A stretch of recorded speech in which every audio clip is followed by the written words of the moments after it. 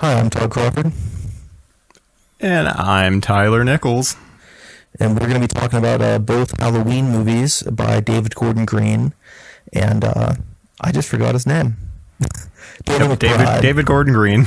You got it. Oh, that's true. I guess he directed and wrote it, but like McBride just kind of wrote. Yeah, McBride just wrote. Honestly, like I'm not saying anything negative. Like I really like both of their work, but I definitely feel like the Danny McBride factor is pushed so much because he's the A-lister. Like he's like the well-known name. I think it's just because they're very, very close and grew up together, and so since they both hit like successfully and have similar tastes, that then they just collaborate together because they've done, Eastbound and Down together, and like they've just been collaborating for a while. Obviously, Righteous Gemstones, and then Halloween. Oh yeah, no, I just mean in terms of like I've seen so many like media outlets be like, it's Danny McBride's Halloween, and it's always that like factor like, whoa, isn't this crazy? Have you really? Yeah, I've seen stuff like that. Really? That's crazy. Yeah, I guess I haven't. I was literally actually thinking the other day of how much Danny McBride has really taken a back seat when it came to the promotional side to Halloween Kills versus 2018, because I've followed it along, and they had like behind the scenes stuff released, and it was David Gordon Green. There was no interviews with Danny McBride, yet with like the 2018 version, they were talking to both of them. So I thought that was interesting that. Yeah, I'm sorry. Yeah, I guess it was more in reference to 2018. Oh, okay. Like, yeah, that makes sense. Yeah, I was looking up interviews for Kills the other day, and there's a really good one with Jamie Lee Curtis for 2018 that I just happened upon. It's like 10 minutes, and she summed up something so obvious about Halloween that I don't know how it never occurred to me before, where she brought up how basically the shape represents ultimate evil, but then Laurie Strode is just pure innocence. And it's such a simple dichotomy, and I know it's always been like the yin and yang of the series, but she just put it so eloquently and simply as like, yeah, that makes sense. That is why it works. Yeah. Yeah, I think that's a big reason as to why the I guess the main through line for the Halloween series has always been like Michael going after someone that essentially represents the good. So whether it's Michael going after Laurie or Jamie for 4 through 6, or even in this like new section of films where he still represents that big evil, and so then they're able to bring in other characters that represent the good. But I still feel like Laurie's like the end all be all of that good representation.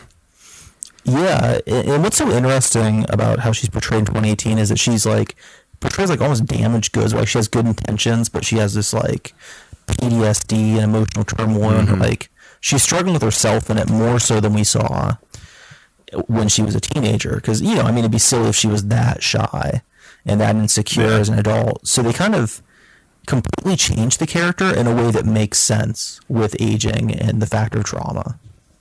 Yeah, and I think, and I very much don't want to turn this into like me bitching about other films in the series or putting down other things, but that point really did kind of bother me about the Halloween 2018 versus Halloween H2O and Laurie's struggles, because I feel like the PTSD that they show for Laurie in 2018 actually feels realistic versus in H2O, where it kind of feels like, oh, well, she kind of lives a more normal life, except on this 20-year anniversary. This is why it's going to really mess her up. So, like, I like that they kind of treated it as like, no, she pretty much hasn't lived a normal day since 1978. Exactly, and I'm gonna totally own up and admit when 2018 was announced. At that point, I'd seen Eastbound and Down in high school. I hadn't seen Vice Principals or Righteous Gemstones wasn't out yet, of course. Maybe Vice Principals wasn't either. I don't know what year that was, but I was kind of on the fence. It was out, yeah. Okay, cool, and those shows are all brilliant. I started Eastbound and Down again yesterday, and it's just one of the most perfect shows ever. But like, I wasn't quite on board with who they decided to do it because it was a bit, left field, I think anybody would say. But bring Laurie Strode back, I was like, she's so much older now, making her like into like a badass, like a Sarah Connor type. I don't know if it's going to work. I really just want like a teen slasher movie with Michael Myers again, to be honest. And I thought we already got this with H2O.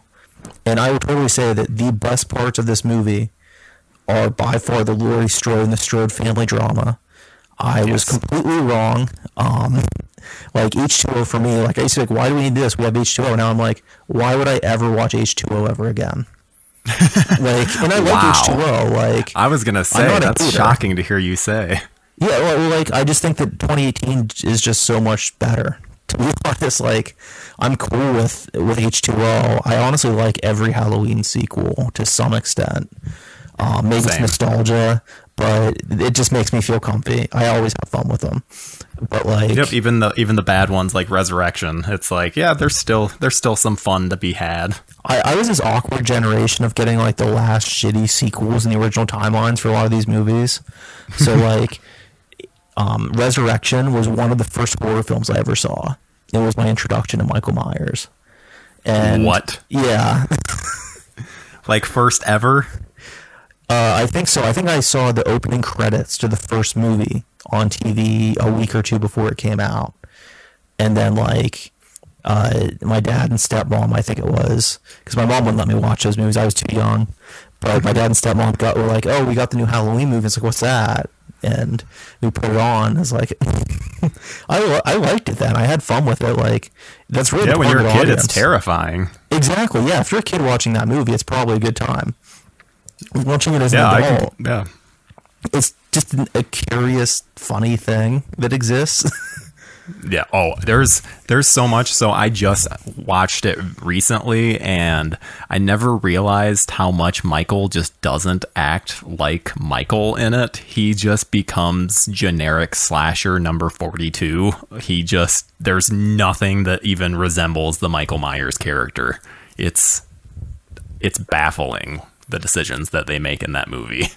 I think there's a good idea in there. I could see the pitch where it's like, oh, it's going to be kids and doing a webcam show, and it's like a ghost hunters type thing in the Myers house, and then Michael comes back and it's set in the house. Like, that's a cool idea.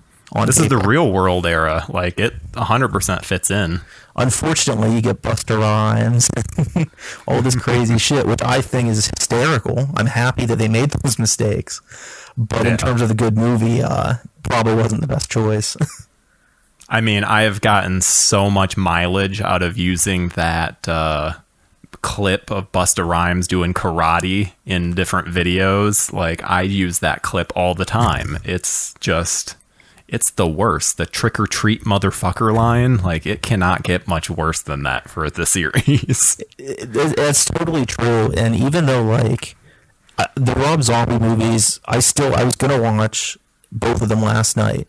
I stopped to get beer to watch them because that's the only way I'm watching those fucking movies again. Mm-hmm. I need something to soften the blow. But, like, I got in that accident, so, like, I just didn't get the chance to. And I honestly think it was God being like, Todd, don't do this to yourself. I'll shake you up a little bit, but if you do this, you're going to die. Like, these movies will kill you. But like, I wish that God had done that for me. Jesus. But the thing is with those movies, there's an artistic vision, and I don't like it. But I can at least appreciate that, like, it's a director that I don't particularly enjoy doing his own take on the material, which I also don't particularly enjoy. Yeah. But it's interesting. Whereas, like, Resurrection just feels like studio hack job. So bad. And and the fact that it's really sad too that, I mean, prior to Zombie and then David Gordon Green, Rick Rosenthal, the director, was the first repeat director in the Halloween series. Like, how, like, it's one of those things where I don't understand how they could bring someone back that clearly just doesn't have an understanding of the series. Because, like, I have a controversial opinion on Halloween 2 in that I don't think it's anything great. But it's a fact that Carpenter went in and filmed new stuff for that movie. And almost all the stuff that people love about that movie are the things that Carpenter filmed. So it's so weird to me that a studio would be like, oh, you know what? Yeah, we need to bring back one of the directors. You know what? We're going to bring back the director that did like the movie that people enjoy, but he didn't actually direct the scenes that people enjoy. Like, we're going to get that guy. I forget the director's name right now, but I heard the guy that made Halloween 6 was just a bit busy. They couldn't get him. It would not surprise me. I wish that they had just brought Steve Miner, who did Halloween H2O, and he directed Friday the 13th, Part 2 and 3. Like, he's a horror mind. He clearly proved capable with H2O. Like, why not just use him in Resurrection? It's amazing. It's just like, it's that angry video gamer cliche. It's like, what were they thinking? That's all I can say. Yes. Now, And, since you opened the can of worms, I'll briefly say I do really like Halloween 2. I had a family member that worked overnight at a hospital growing up. So I would spend a lot of time at the hospital at night just hanging out. And it was really creepy. So like seeing that movie and seeing that atmosphere, because at that point there weren't that many movies taking place at hospitals at night that quite captured it in the same way, in my opinion. But that movie totally feels like you're in a hospital at night. So that part nowadays of it I love. it's pretty much become a cliche, and it's because of that movie. When Exactly. when it's a horror movie with a hospital, you're like, oh yeah, Halloween 2. Exactly. But like, I remember for a long time I was one of those people who's like, oh, the second one, it's not even that much worse than the first. They're about neck and neck. Or maybe I personally would rather watch it like a Psycho 2 situation. And then I recently watched the first one again before rewatching 2018 and seeing kills, and I'm like, I always liked Halloween. I always respected it, but I always felt like I wasn't quite loving it as much as some other people. And rewatching this time was by far the best viewing experience of the movie, where it is just immaculate and perfect in pretty much every way. And just, Todd, I am so happy to hear you say that. It's mind-blowing how good the movie is. You and I have been friends for, at this point, about 15 years, and that has I don't want to say lack of understanding, but your lack of love, undying love for the first Halloween has always been a thing that I have given you shit for and that I have never understood. That's so fun. And you're right. So you can finally end the friendship because you got what you've been waiting for. Yes. We finally come to a reasonable conclusion. No, it's totally true. Like, and I've heard people recently begin to say, like, more horror fans say, like, oh, Halloween's, honestly, it's kind of overrated. You know, I was always people, oh, Black Christmas is better. You know, it did it first, whatever. Peeping Tom was a great slasher before. It's having this too much credit. And rewatching it, just the atmosphere, the directing, the shots, just everything about it. It's like, no, this is easily, like, the best of its kind. You just can't do better than the first.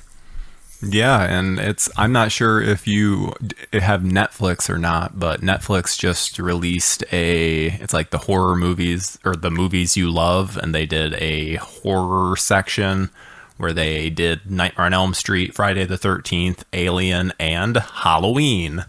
And it pretty much just goes into a bunch of behind the scenes information about the film, and it's really, really cool, and pretty much just goes to show why that movie is as influential and such a big deal.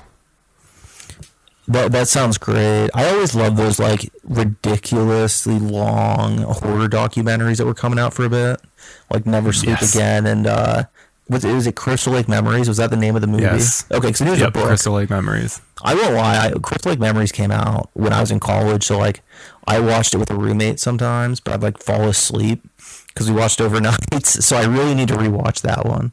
But Halloween had one so good before any of them that people just forgot about. Like 20 Years of Terror, I think it was called.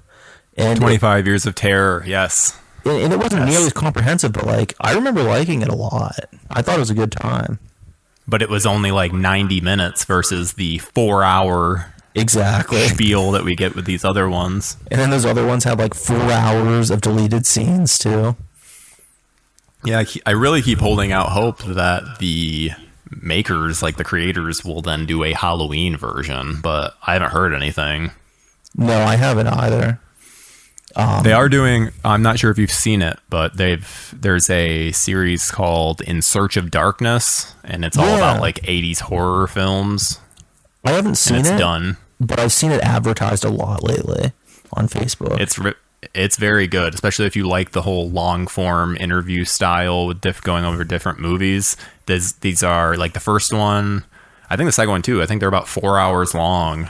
And it's just a love fest for different horror movies. And they just announced a third one is in production.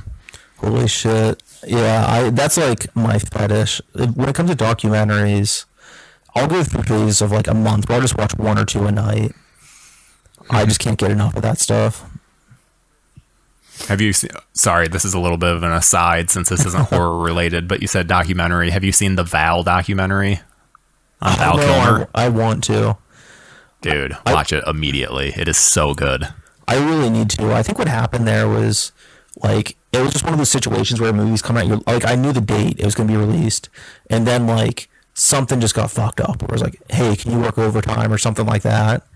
And I just never went back to it. But, like, I grew up loving Val Kilmer. And I'm so happy that, like, he's getting this kind of comeback in a way through the documentary. Absolutely. But no, it looked great. Well, that's awesome. Well, I just had to do that a little aside since you said something about documentaries. No, I appreciate it. I'm opening a notepad right now. And like November 1st, watch Val. I already have a notepad set up because I have terrible memory. So I have to write things down when I'm like, oh yeah, he mentioned this.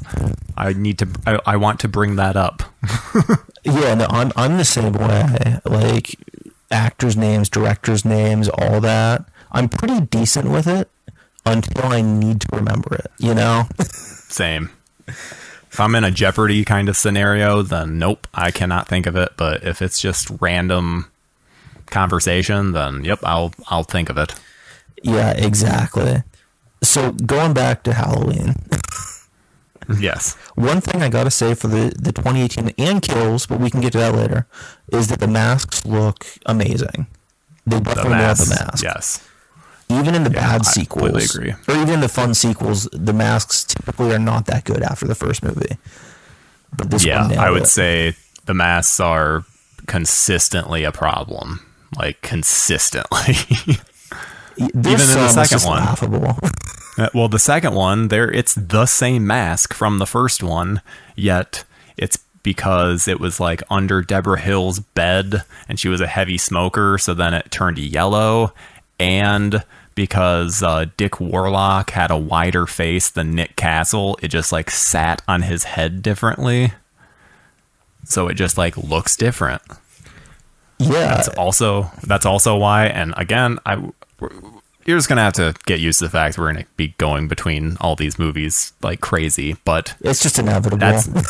That's why in Halloween Kills, when they showed the 78 mask, I legitimately got goosebumps because we have not seen it since 78. Not only that, like, for me, it was such a funny experience seeing Halloween Kills, because like, at that point I liked 2018 when it was when it was like coming up, and then I rewatched 2018 in anticipation. I liked 2018 a lot more on a rewatch, and then I went with Marie and her boyfriend and one of their friends to go see it, and it was like just a fun night out of the movies. I wasn't expecting much one way or another. And the only thing that I could think of recently that I've had the same experience with was actually, ironically, the Righteous Gemstones, where like it starts like, I'm really liking this. I'm having a good time. I'm really pleasantly surprised. And then like 20 minutes in, I was like, am I loving this? And then like 30 minutes, I was like, I'm fucking loving this. I'm having so much fun. I think that's one of the best experiences to have in a theater, where you're just like sitting there with a big smile and you're like, oh my God, is this happening? Am I legitimately loving this? Exactly. Is this going to be a new obsession? And the funny thing is that movie, because it's like, I don't know, controversial or whatever. It's one of those, a lot of people compare like Last Jedi, and I get what they mean in terms of what it does. I don't think they're like comparable in any other way, but like some of the twists and stuff, I see that comparison just in terms of what they're doing. But yeah. The thing for me that struck me is so odd that it was very different than The Last Jedi, which I don't buy that stuff. Like, he hates Star Wars. It was made to, I don't know. I personally don't see it that way, but this movie felt like a fan film. Like, it felt to me like you gave a fan a big budget. And it's like, what do you want to see in a Halloween movie? It's like, I want to see all these minor characters. I want to see Lonnie. I want to see Sheriff Brackett again. And they're going to be, like, old as hell. And they're going to fight Michael Myers. It's like, what about teenagers? What about the mass appeal? And they're like, nah, fuck it. And it was just fan service, the movie.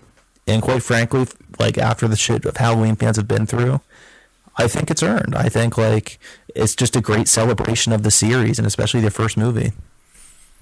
Yeah, I absolutely agree, and I think that's one of the reasons that I really just connected with it so much is because of the fact that it's such a love letter to the first movie, and that, so we had texted about this a little bit, and that I viewed Halloween 2018, I really view as a love letter to the first film, and it then just has little hints of, like, stuff from the second film.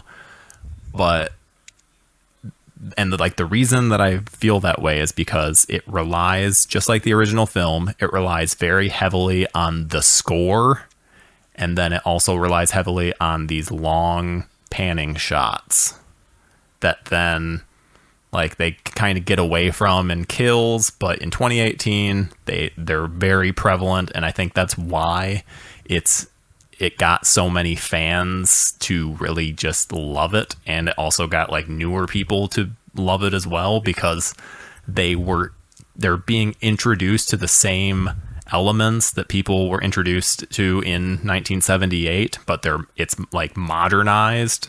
So you have these two different groups of people, the people who love the original, and then people who are coming into it with fresh eyes, and they're able to enjoy it for the same reasons without really realizing it, like, why they're enjoying it. If that makes any kind of sense, sometimes I can... No, I don't know. It totally does, and I think it's almost a part of the thing that keeps me from totally loving the 2018 version to some extent, is that I feel like at parts it is for, like, a younger audience that, and it's not putting it down, like, these movies are for, like, teenagers and stuff, and that's, like, I had the most fun watching them as a teenager. When I watch them, it's nostalgic for that time. But parts, like, for me, that kind of break my immersion in the suspense and the direction and the dread of the movie. And it's almost a nitpick. Like, I will straight up say it's almost a nitpick. But, like, the party scene, for instance. Yeah, the comedy's rough. I can't, like, there's a few good jokes. The two cops in the car, and they're talking about their lunches. I thought that was, like, pretty natural, good comedy that felt like something out of one of their shows. Mm-hmm. But that one gross-looking kid that's like, they're feeding me guacamole, sexy, and stuff like that. It's just cringe. It's bad. Yeah. Yeah, I mean, there's definitely some cringy stuff. I don't know. I don't mind it, though. I feel like a lot of people had issues with the humor, but I wasn't one of those people. I didn't, like I said, there was a joke or two that was funny, but, like, generally it didn't bother me that much. It was just kind of like water under the bridge, you know, where it's like, okay, like 30 seconds of this movie is, like, lame one-liners. And the funny thing to me is, like that one bit where the kids talk to Michael Myers, which is a good scene, and his death's probably the best in the movie. Oh yes, with the fence motion lights. Yeah, the motion lights. Yeah. Yes. And what sucks is he's, like, kind of killing this bad comedy. But if you picture them, like, Danny McBride, he was on Jim Norton's podcast with, I forget his name, Sam something. He was on their podcast. Sam Roberts. I think that's it. Yeah, a really good show for that stuff. Like, I almost every one, but you get a guest like Danny McBride, and it's just so comfy. But, like, he's talking about writing comedy, and, like, it's almost like poetry where it's metered to put the swears in certain places, and a fuck here would be funny, but a fuck here and there wouldn't be. And I can hear that cadence in some of the jokes where I can hear them writing it and laughing and seeing it in the context, like, if Kenny Power said it, it'd probably be hysterical. Yeah. But then this younger actor, not knocking the actor, but, like, it's just not the same kind of voice, in my opinion. Yeah, I guess my thing was I just kind of viewed it as, like, they're just I didn't kind of look at any of the moments as things that set to make me laugh. It was more that, oh yeah, these are lame kind of moments that happen in real life. Like, it is so very that true. me not laughing at it, if anything, it just kind of grounded me more, where I'm like, yep, this seems realistic. No, that's a good point, and that's something I wanted to bring up with Halloween 2018 is, even though I don't love the teenage characters, I'm much more invested in the Strode drama. And like I said, it's hooking the old fans like us, and then it's going for the new ones with the teen drama, which is smart. That's exactly what they should have done. Yeah. But the teenagers look like teenagers, and I really appreciate that. Because, like, you watch some of the old movies, and it's like, what are these 30-year-olds doing? Like, I don't mind it. It's a goofy thing to look back on. But, like, in modern movies, it just doesn't fly. I think we've been too spoiled by realism. Yeah, and especially nowadays, because, I mean, it might have been okay in the 80s, but now we literally have social media that is then shoving these, like, teenagers in our face, where it's like, hey, I know what an 18-year-old looks like. They're all over the internet. Like, just show me normal people. That's actually a really good point. 30-year-old. Yeah, it's something that I feel like people don't ever, I don't know, think of, and that, like, you don't need to, I don't know. It's just not, we don't have the same needs as a society, so you need to change what we're, I don't know, change the goalposts. It'd be kind of funny if the actors back then actually were all teenagers, but smoking was so common that they just looked like, they just looked older from the constant chain smoking. I would love that. Well, and okay, so this is one thing that I have to bring up because I find this very interesting. So I actually really like the teen characters in 2018, to the point that one of my criticisms regarding David Gordon Green's Halloween films is that I think that he ends up killing off some of the most interesting characters. And that, because usually I feel like with a slasher, the main issue is, oh, hey, the characters aren't dimensional enough. Yet I felt like, oh, I feel these people actually are dimensional and feel like real people. Like the blonde babysitter and her boyfriend, they felt real to me. No, that's a great point. And even though, like I said, like the teen stuff kind of holds it back for me personally, I think looking at it analytically, it's probably the most multifaceted teen cast the series has seen. Maybe excluding the original, where I actually think they're pretty well fleshed out. And that, but like in this one, they act and look like teenagers. Like, I love how they have the guy that's like kind of friend zoned, and they deal with that and how that's shitty. And you see it; it's like a real thing that teenagers do, where the guy making out with the other girl at the party. It's a cliche movie thing, but could I see it happening? Well, actually, I know people that's happened to. So, like all that stuff on paper. The babysitter, I'm going to say this now, I will die on this hill. The babysitter is one of the better victims in the franchise. And if she's over 18 when it was made, which I think it was, she's one of the hottest. If not... Yeah, she absolutely is. She's like 25. I figured, but I want to play it safe just to be sure. Otherwise she'd be, a cute kid. Whatever. But yeah, fortunately she's a hot babe. But her and the kid, she's in Righteous Gemstones. Oh, is she?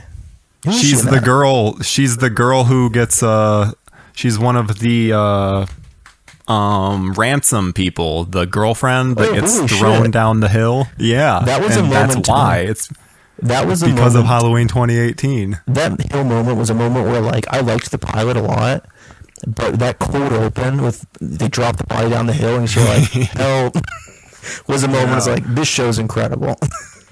Yeah, absolutely love it. And yeah, she's great in Halloween 2018. And I don't know if this is the point you're trying to make, but I think they made such a mistake with the marketing campaign in that reveal of Michael in the closet. If they had not revealed that in the trailer, that would be like an all-time moment. People would be talking about that of like, oh my God, that was the coolest moment of the movie. That's a great point, and it's a really well set up scare with like the door that won't shut. And I always compare Halloween 2018 to The Conjuring. in the sense that it's like a well-made movie to introduce younger audiences to something that like horror old heads are into, you know. And the thing that they both share, I think, is really clever scares. Like, even when I was kind of a hater on the first Conjuring, like, you know, I've recanted. I like it now. But I had to admit, like, the scene with the ghost or whatever in the corner of the room, I don't love the jump scare at the end. But if you cut that off, and you can leave it, I guess it's earned, whatever. It's such a perfect suspense scene. It is absolutely earned. You quit that. I went through the same thing. Every jump scare, I'm like, no, this is cheap. There will be a moment that you come to where you're like, oh, yep, you know what? This earned jump scare doesn't bother me as much. Yeah, and I'm not a jump scare hater either. I am. if they're, I guess it's on that typical. I think the worst thing on earth is centrist, and I think it's self-loathing because I usually tend to find myself like doing that bullshit where it's like, if the jump scare is well done, then I like it. The Exorcist 3 is a jump scare, and then it's like, you know, the most pussy like non-opinion shit. But unfortunately, that's where I lie on the jump scares.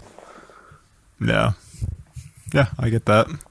Speaking of all-time great moments in 2018, I think the stalking sequence with Michael Myers might be the best Michael Myers scene ever. I would say like the mask slowly coming up behind Laurie, but I'm not talking about like iconic. I'm talking about like long, like a scene. Yeah, it's in like when he runs in, the two boys run into him. Yeah, and then it's like the oneer. Yeah, that's amazing. Yeah, as far as like stalking sequences, I would say that's probably the best in the entire franchise. And maybe and I'm curious too. So do you think that so in that scene it shows, because it follows Michael as he's going up to like that shed and picks up the hammer, when he passes under the light, people are always say that they're like, oh, this is supposed to be a nod to the mask in Halloween 4, the blonde-haired pink mask. Oh. But I don't agree. I think that it's just the lighting. It just did that to his hair because it just passed by the lighting. I don't think it was intentional. So I'm curious, another Halloween fan. I didn't even pick up on it. I won't lie. Like I might have like seen it like, oh, that looks kind of funny there or something, and then forgot about it. But like I didn't make a connection to like some tribute to an old movie. I think I just saw people like after the fact always being like, oh, did you see all the different nods to the other sequels? And then it was like, oh, I probably watched some like YouTube video where it's like, these are the different nods from all the Halloween sequels that are in 2018 that you didn't notice. One that I love. Sorry. What's that? Oh, I was going to say one that I love is that they have the masks from Halloween 3, and they also have the silver shamrock button or pin thing on them, so they're like activated. So I've heard people say like Halloween 3 is now canonical, and they made a joke that like they're going to kill Michael Myers in Halloween Ends with the silver shamrock mask. I would love it if they brought back the Cult of Thorn, because apparently I guess there's a scene where you can see a Cult of Thorn. It's like you can either see a tattoo on Tommy's arm, or it's like in the background of the bar scene. I can't remember. I've read about it. And so then it's like, okay, so is that saying that Tommy is part of the Cult of Thorn, or is this just a nice little throwback to the sequels? It would be incredible because I know Jamie Lee Curtis said the next movie's going to piss people off. I would love it if it was just all the bullshit from all the other movies brought back. It's the Silver Shamrocks. It's the Cult of Thorn. Busta Rhymes is in it. They just fucking go all out. So, okay, this is my theory. So I already said how Halloween 2018 was the essentially the first one, and then Halloween Kills is a little like tribute to 2, 4, and then 6. And my theory is that Halloween Ends will be like a tribute to H2O, where you have like Lori has, rather than Lori and her son, it'll be Lori and Allison, and where you think that it's going to be a thing of, oh, well, Michael's going to come back, and then it's going to be a handing of the baton off to Allison, when actually it's going to be Lori being like, nope, I'm the one that needs to end this. You're not going to be the new lead now, and like kind of sending her off to do something else. And then then Lori's the one that ends it with Michael, where it kind of seems like, okay, so we set up the first film to be Lori's. The second one is Judy Greer's. The third one is going to be Allison's. And then they do a little switch where it's like, nope, actually it's a Jamie Lee Curtis movie again. I didn't think about That's my theory. You're right. The second film really is much more Karen's movie, and I love Judy Greer. So I was really Karen, yes, that's her name. Yeah, I was really happy about that, and I was really, I mean, we're already talking spoilers, so like, if you didn't see the movie, I'm going to spoil it. Like, I was really sad when she died at the end, like, and like, I get it, like, talking about like earned scenes, it's like, okay, this character that I like, her death is earned, I get it. But it yeah, does... and they definitely were teasing it throughout. I think it was about like an hour into the movie where I was like, ooh, they're giving Judy Greer a lot of stuff to do. Uh-oh. Yeah, exactly.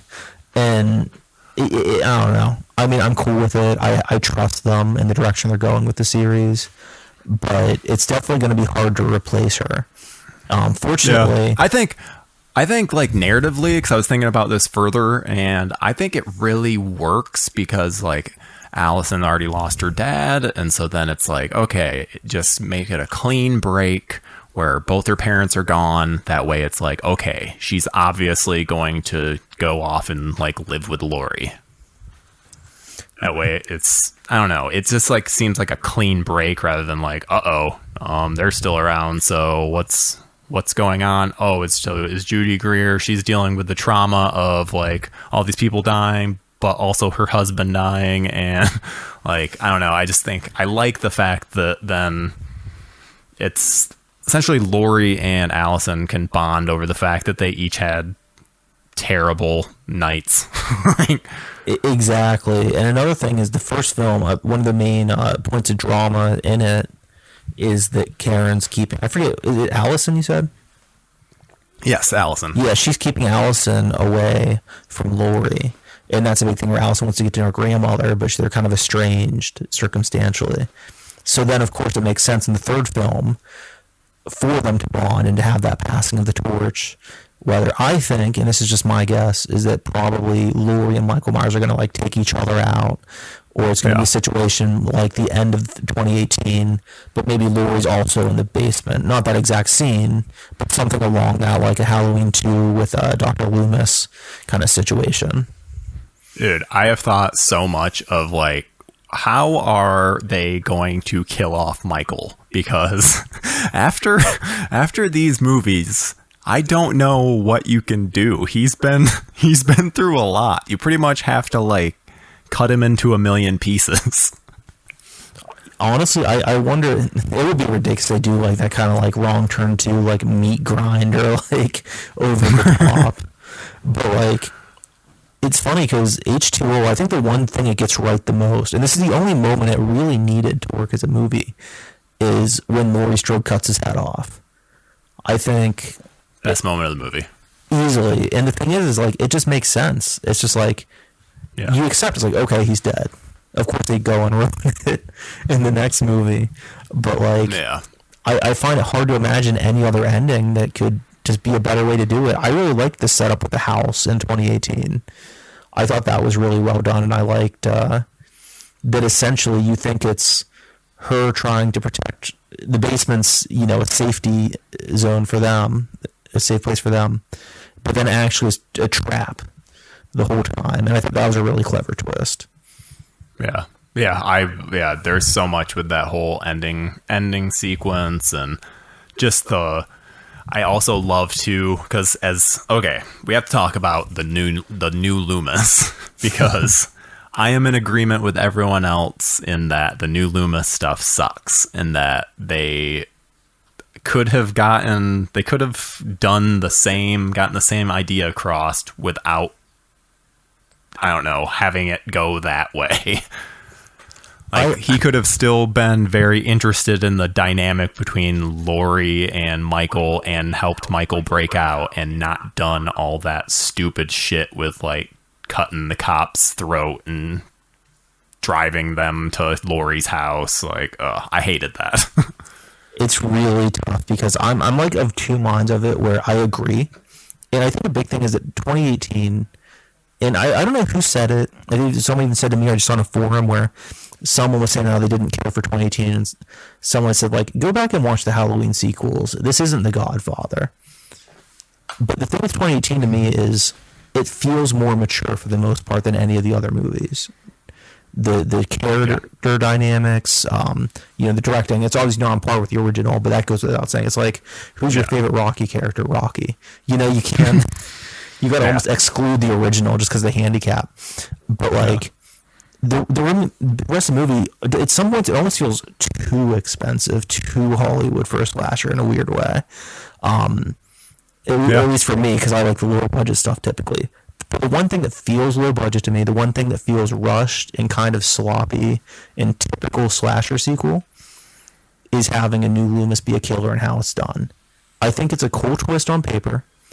I like parts of it, but like, I like the set piece in the car. It's like Scream 2 kind of with Myers in the car. Exactly. That scene's great, I think. But I fucking hate how Allison's like, he said something. What did he say? What did he say? And he's acting like almost like a child or something.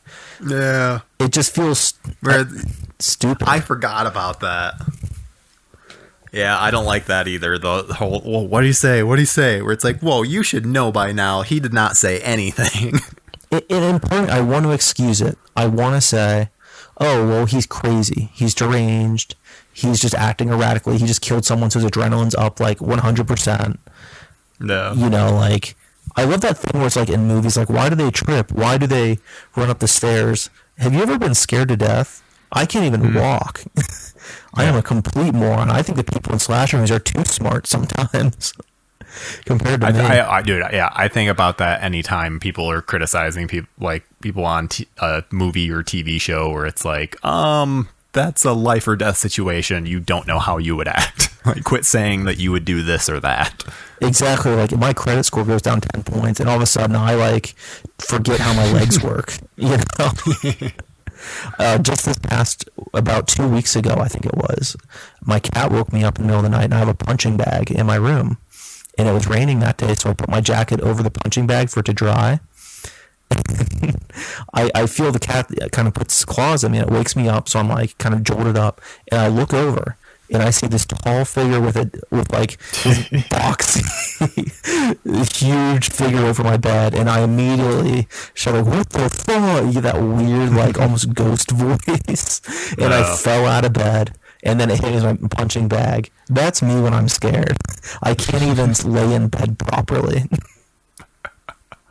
See, and so you would be the one that would be falling, and that people would be yelling at the screen saying, "Quit falling over yourself, just run." Exactly. No, that's like Texas Chainsaw Massacre, for instance. I could hardly walk through those woods. Are you insane? There's so much foliage. Yeah, like, I don't know who people think they are, like, criticizing Marilyn Burns in that. Like, she was doing better than I could. Especially with how I literally just got the image of her running with her arms like extended out, like she's practically swimming. Like, I love that movie. Oh, I would too. It's one of the scariest movies ever. A lot of movies have that term, but that's one, like, when I watch it, I definitely feel unnerved. That and The Exorcist, I think. They're movies that were called the scariest movies, like, when we were younger, and I think that they still deserve that, like, label. I think The Shining, for me, like, the best horror films would be, like, probably The Exorcist #1, then #2, The Shining. Like, in terms of quality and just, like, all that. But I think The Shining has this weird otherworldly feeling. I know you know much more about the movie than I do. Yeah, I love The Shining. That one definitely, when I watch it, puts you in a certain mind state. And it's not the same kind of scare as really any other movie. but something that just feels alien and fucking weird and just puts me on edge. Gets under your skin. You can practically like feel it seeping into your veins as you watch. It's pretty much like the moment that the score starts up and you see the credits as they just like start going up on the screen, and it just, yeah, you can just like feel it. There's just like you slowly just get on that frequency and you're in it the whole whatever 2 hours that you're watching. Exactly. I love, for those unaware, The Shining is my favorite horror movie of all time. I love The Shining. I think the thing with horror that I've heard that makes a lot of sense is that things that don't make sense can be the scariest. And yeah. I think The Shining, where it really succeeds, is the fact that some people might say it's kind of nonsensical or whatever to some degree. And the scares, like, what's up with the guy giving the blowjob? What's up with the blood and all that? This is random stuff. It's like, I mean, I think that thematically, there's reasons it's there. Kubrick knew what he was doing, obviously. Yeah. But even if you don't totally pick up on those reasons as a viewer, the fact that you're perplexed by it, but yet it's fitting, it just speaks to the viewer on such a, like, carnal level that I really think few films achieve, especially such mainstream success. I think that's one thing that some people don't seem to understand with movies, is that it's like, okay, and I feel this way with, like, I want to say like Lars von Trier movies, where there will be times where I'll see criticism, because I mean, I don't think he's anything amazing, but there will be a criticism towards him of like, oh, well, this doesn't make sense to, you know, I completely lost it. Damn it. I had a really good point there.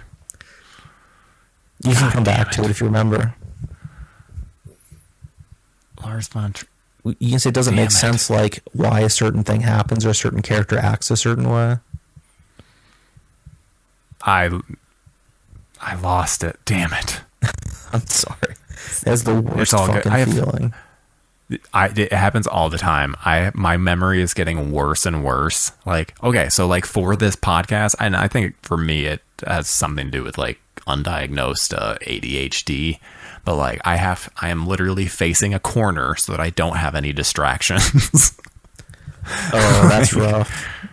I definitely because then have stuff with like my medication that fucks. Oh, sorry. Oh no, you're all good. But no, so that's just what that was. So just lost it completely. It's essentially like you're in the middle of a story and then you're trying to figure out like how you're going to tell it. So then you go like 2 steps ahead and then you're like, oh crap, I'm not where am I at in the story? Yeah. And then you're like unable to retrace. You know, she gets a lot of shit, and like I'm not going to go read the books or anything, but Stephenie Meyer has such a great work ethic with her writing. And I've always she?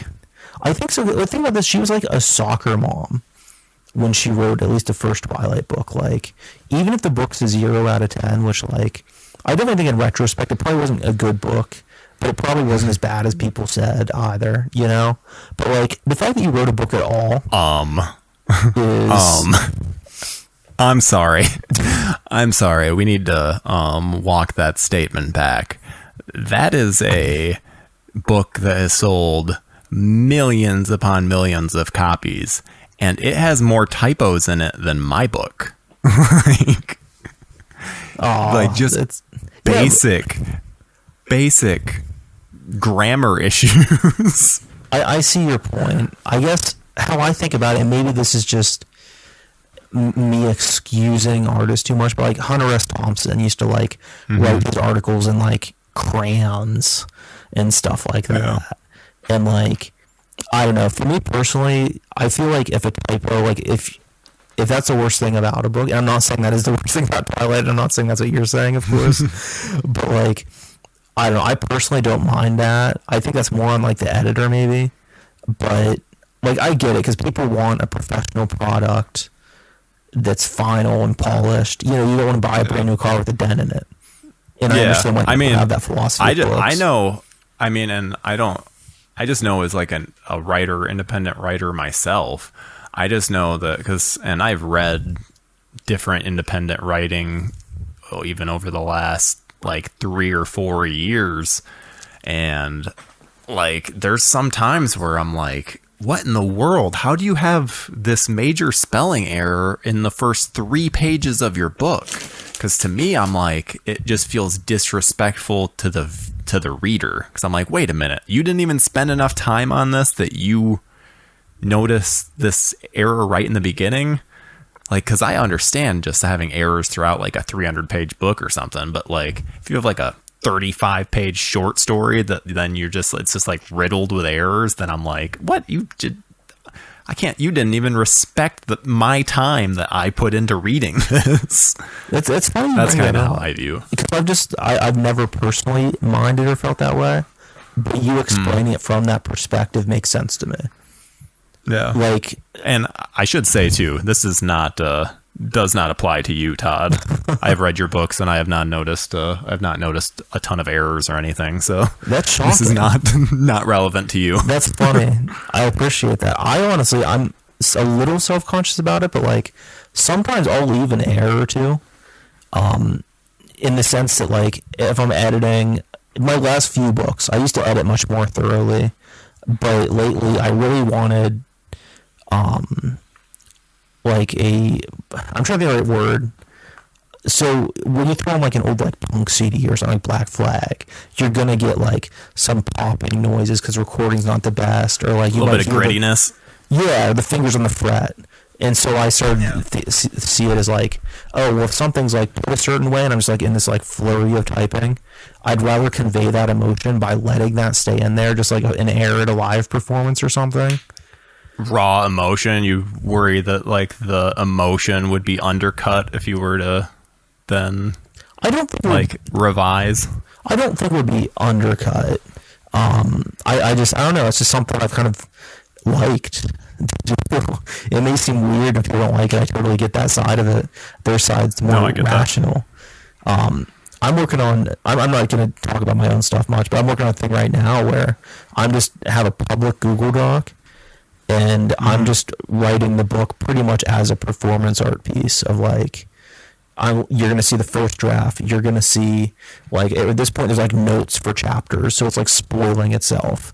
And then you might see later, like, what changes, because a big thing that I noticed when I made my own website, because I just want somewhere free to put my books in one place, because I kind of want to get away from Amazon and big business and all that, and just, honestly, I just don't want the finances of my book. I'd rather just keep it, like, art or whatever, not like a pretentious way, but because honestly it just stresses me out.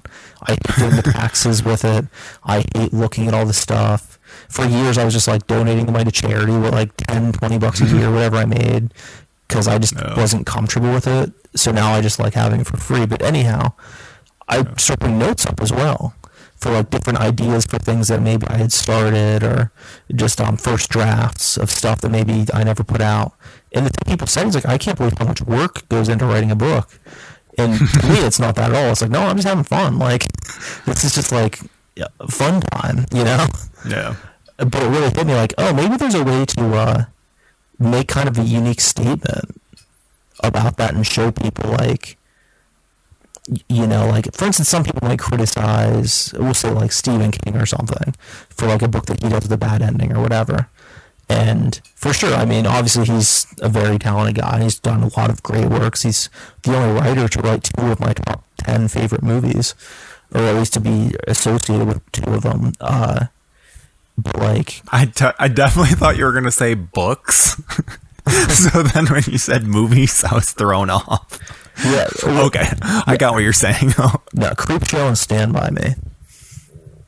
But yeah, like, some people might criticize something he does, and it's like, do you have any clue how hard it is to write a 1,000-page book?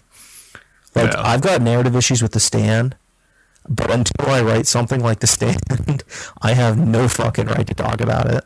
I think people have an opinion, but well, and I view like it. I think it is absolutely brilliant, and one of the greatest things I have ever, I have to say, ingested, because I didn't read it. I listened to it in audiobook, but it is so good. Yet, yeah, there were some elements where I'm like, But then when you think of it and you're like, okay, this is like what, a 2,000 word book or 2,000 page book. Yeah, so what if like 50 pages suck? Like, exactly. It's a very, like, that's still a fucking, if you cut, like, take those points away, then it's still like a what, 90 something %. Like, a big thing for me too, and this goes back to the typo situation, is that I always think like, so like, we'll say that's got to be like a couple 100,000 word book. So let's say there's like easily 5 typos that a reader spots in it, and it's like, so out of like 100,000 words or however many, he fucked up 5. That's a pretty good ratio. Yeah. Well, and to be fair, I should say too, I view it differently. Like, if something is legitimately published versus independently published, I view typos differently. That makes a lot of sense. Because it feels like typos on like a widely published book. It's like, yeah, of course I expect an editor to get that, and then when it sneaks through, it's almost like that's funny to see. Because there was a typo, and I read Matthew McConaughey's book, and there was a typo in it. I think there was like 2, and I was like, oh wow, this is like a big actor. I'm shocked that his editor didn't see this. And both the spelling of his last name. And it's just like, it doesn't bother me, but those same errors might bug me for someone that it's like, they are independent, they didn't have a bunch of people read it through, but it's just for what the errors are. Because there's some stuff where I'm like, okay, yep, I know that's something that could easily be misspelled this thing, or used a different tense here, whatever. But then there's some stuff where it's like, okay, there's literally a Z at the end of it. Like, so you're saying like it's Z. So it's like, you're not treating me as the reader with enough respect. It was just like a spelling situation. I like how this became the the independent writer podcast. It is funny. I thought about it, I was like, I'm just going to let it roll. This is fun. That's like one of my favorite things in podcasts, is when it gets completely off the rails. Yeah. Well, and I should say too, Todd and I don't talk like, so this is us like catching up, and we have a lot of things in common. So like this would just be 2 buddies talking about things. So then it's like, yeah, it's easy to go off onto tangents because we have similar interests. Like, exactly. So really, if you feel like weirded about anything, you should feel weird because you're listening to 2 friends just having a conversation. Yeah, this is our private time. It's very strange for you to be listening to this right now. If any perverts are still listening, turn it off. Damn it, Maureen. shut this off. The one person I can guarantee will listen to this. Probably, yeah. Okay, back to Halloween. I want to wrap up Stephanie Meyer, then Halloween. Oh, god damn it, we're still on Stephanie Meyer. The one thing that she does that I do think is great writing advice that I might recommend is that she doesn't write books sequentially. I always have. When she's inspired to write like a scene in the middle of the book, she just writes it, or a chapter in the middle of the book, she just writes it. I don't remember how we got there, but I do think that's good writing advice, because it makes sense where like, you get that burst of inspiration you want to write. It's like, but that's 50 pages away. So then you do it later. Yeah, that's really upsetting to me, Todd, because that's how I write. So you're telling me that I write like Stephanie Meyer. This is very upsetting to me. I actually knew that. This was just a long form setup for a joke. It was just a roast. I hope you realize I actually watched the Twilight series this summer for the first time ever. I watched it. I did the same thing. It's the weirdest experience. Dude, is it not the craziest thing? It is, and I think that's the issue, is like the Bad Halloween sequels, I'm so curious about Twilight. So when I saw it, I was seeing this girl, and we got a hotel, and we got drunk, and they were up all night because there was some drug deal going on outside. And it was just getting like louder and like borderline, like almost violent. Like there's a point like, should I call the cops or something? This is getting heated. So we turned the TV on to block it out. And it came on MTV. And what was playing? The Twilight Marathon. So my memories of Twilight is this fever dream of it playing over some crazy drug deal in a hotel where I was like in and out of consciousness, half drunk. That's probably the best way to watch Twilight. Though I will say, and this is advice for you or anyone. If you've never seen Twilight, the first one, especially if you like the so bad it's good genre, oh my god, the first one is a gold mine. Like, legitimately, I think I'll end up watching that movie once a year. It is amazing. That's awesome. A good friend of mine in college, we started to like become like almost ironic Twilight fans and just watching clips. The end fight sequence in the final movie is just fucking nuts. It's so good. That first movie with the baseball scene is just... They move like that the whole time. The whole time they move like that. It's that bad production, like, it's so funny. Like, you have... Especially if you've seen those scenes, like, every scene is like that. Every scene. It's funny. It's amazing. Target has the series for like $20 on Blu-ray. And, like, I don't want to pay a cent for it. But then a part of me is like, that does sound like a good time. They were all on Netflix. That's how I watched them. Oh, that's smart. Yeah, you always got to check the streaming services. I recorded myself. I'm making a video of it eventually. I just haven't, because then I have to dive back into that series. But yeah, I watched all 5 of the Twilight movies in one day. It's so funny that, like, those movies were made for teenage girls and, like, moms. But then, like, everybody I know that watches them to this day is, like, a 30-year-old dude. I'm telling you right now, pretty much every single person that I told that I watched it, they were, like, gave me some very judging looks. That's the thing, like, you know what this is? This is the issue with hipster culture. We start being ironic shit and all that, and now we're on a podcast and we're crying about being discriminated against for liking Twilight. Just let me like my Twilight. But legitimately, that first one, great. The other ones, not so much. Well, the last one. Watch the first one and the last one. That's all I'll say. The last one, there's like people getting decapitated and shit. It's great. They have talented directors is a weird thing. Like, sorry, you cut out. What did you say? All the Twilight movies have like respectable directors. Yeah, it goes from like Catherine Hardwicke, who does like the worst job, and then it's David Slade does Eclipse, and then was it Bill something? Bill Condon did the Breaking Dawn. I don't remember who did the second one, but yeah, it's all like respectable people. You know, what'd be hysterical if like it was like Clint Eastwood's Twilight, or if they just switched it up big time each time. Yeah. Clint Eastwood, Eli Roth, and trying to think of who else would even be good for that. Maybe it's just because I mentioned him earlier, but I would love the Spike Lee Twilight. Ooh, yeah. Like, I just love to see Spike Lee Twilight. What's that or Spike Jones. Oh yeah, he'd just make a brilliant movie. Yeah, his would just be like some kind of. It's like, wait, did he make Twilight good? Is this some kind of meta look at how culture looks at fan fiction? What? Somehow you're like crying and laughing hysterically the entire time.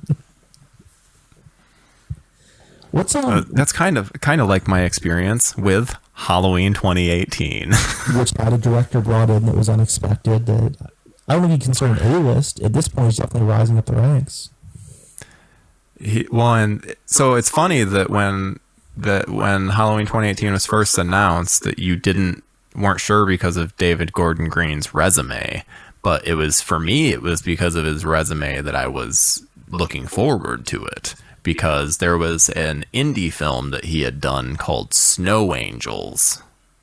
And it's Kate Beckinsale. I think Sam Rockwell is also in it. It is fantastic. So good. It's set during the winter. It's like a murder mystery. It's fantastic. Like, cannot say enough good things about it. And just because of that movie, I was like, okay, yep, I think this is going to be good. I've always heard that, and even now that I'm a fan of David Gordon Green, probably a fanboy to be honest, I just haven't caught that one yet. I'm not into like the Seth Rogen style comedies. So like, this is a drama. Yeah, no, I was just gonna say like when I was younger, like I knew he made Pineapple Express, and then he made Your Highness. So like to me, he was just like that guy. Yeah. And then people, no, he's actually this great art director. And I was like, I don't know, I don't see it being possible. And then, you're making me realize that I own most of his movies. Yeah. Then I was like, I started to like watch Eastbound and Down again, and I was like, why does every episode with this guy in it kick ass? Other than every episode of the show kicking ass. And then Vice Principals and directing the whole second season, which was brilliant. Yeah, I only watched the first 2 episodes of Vice Principals, so I'm still not caught up on that. That one, like, I like the whole show, but it starts out, in my opinion, okay. And it just gets better and better and better and better. Yeah. A lot of people don't like season 1. Like, critics didn't care for it, and then everybody loves season 2. I'll have to give it another shot. I was not into anything really cynical at the time, so that makes sense. Wasn't into it. And it is kind of a cynical show in that way. I think it does find a part eventually, and I think that's very cynical. Season 2 that people liked more. It kind of makes some of the characters a little more sympathetic, a little bit less. Oh. Everybody's evil. Well, I was a substitute teacher last year, so it'll probably hit close to home. Technically, I still am a substitute teacher. I just haven't picked up any assignments. I don't think I could do it. It's so funny. People always tell me like, you should go back to be a teacher or something. I'm like, are you fucking insane? Could you imagine me in a classroom? See, it's so funny though, but I 100% agree. I think you would make a great teacher, but I think you would have to be a college teacher, because I think you would say something that would get you fired if you were anything but a college teacher. Yeah, a big thing for me is like, I definitely college would be a big thing. That would be fun. I would be worried being an artist, like, that I would have to worry about stuff in my books that, you know what I mean? Or like on this, I said the wrong thing. I totally get why a parent, like my sister's in high school right now, and I have a nephew and a niece on the way. So I think about education a lot, because, obviously I care about them, and I get like, if I saw a teacher that like does the crazy shit that I do, or says and does the crazy shit that I do, I totally get why a parent would be like, yeah, I don't feel comfortable with this. Yeah. Yeah, I won some things. I mean, but that's also kind of an aspect of life, is you just have to you kind of have to censor yourself to be more acceptable to the public. Yeah, I never did well with that. Oh, same. I basically have been repeating that same mistake of, I know I shouldn't say this, but maybe this time it will work. 27 years later, maybe this time it will work. Yeah, I pretty much had the same thing, where it's like that itching feeling of like, well, like it's that thing of like, well, I have to say this. If I don't say this, I won't feel better. Like I need to get this out of me. And then I say it, and it's like, no, nothing has changed. I just have people pissed at me now. Exactly. I wonder. I'm not like trying to like diagnose you or something, but do you know if you have any OCD symptoms? Because like, I'm OCD as fuck, and I think that's a big reason why. For me, is it's like an itch. So if I want to say something or something's on my mind, it's like, it's just gonna drive me crazy. In that way of like, the pixels aren't lined up. It's a cliche OCD thing. It's that kind of tension, but with speaking my mind. I get that a little bit, but for mine is more of like the memory thing, where I'm like worried that I'm going to forget about it. So then I feel like I have to say it, otherwise it might be gone by the time there's finally a moment for me to say it. Oh, that makes sense. Yeah. That's a more rational thing too. Yeah. It's frustrating though. It's one of those things where then like when people even mention like dementia, it terrifies me, or Alzheimer's. Oh, me too. My grandmother had it, and I honestly, it's one of my big regrets in life. Probably like I was just like, I don't know, I don't want to like dramatize shit, but like I was just living in fucking poverty for years through like college and all that. And like there was like people that helped me out a lot, and you know, I wasn't like on the streets or anything, but I couldn't afford a car or anything. I kind of had like Peter did not talk to my family for a long time and all that. And so, like, my grandma was at a point where her parents died when she was 21 in a car accident. And she was, like, asking for her parents. She didn't know who anybody was. I never went and saw her, but I remember the last 2 times I saw her, and the next last time I saw her, she had a photo book, 3 of them, of family stuff. And she opened one and went through it and said all the details about the pictures, and they got to the end.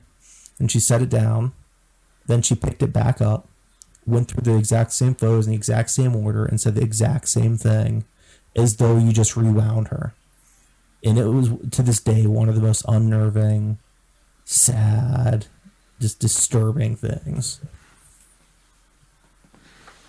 Now I know whenever I read a book of yours where that happens, I'll know where it came from. Because I know that's how my brain works, right? Like, if I have something that's, like, stood out to me, I'm like, it's, like, the only way I can get it out of me. Write it down. I'm actually so uncomfortable writing about personal stuff.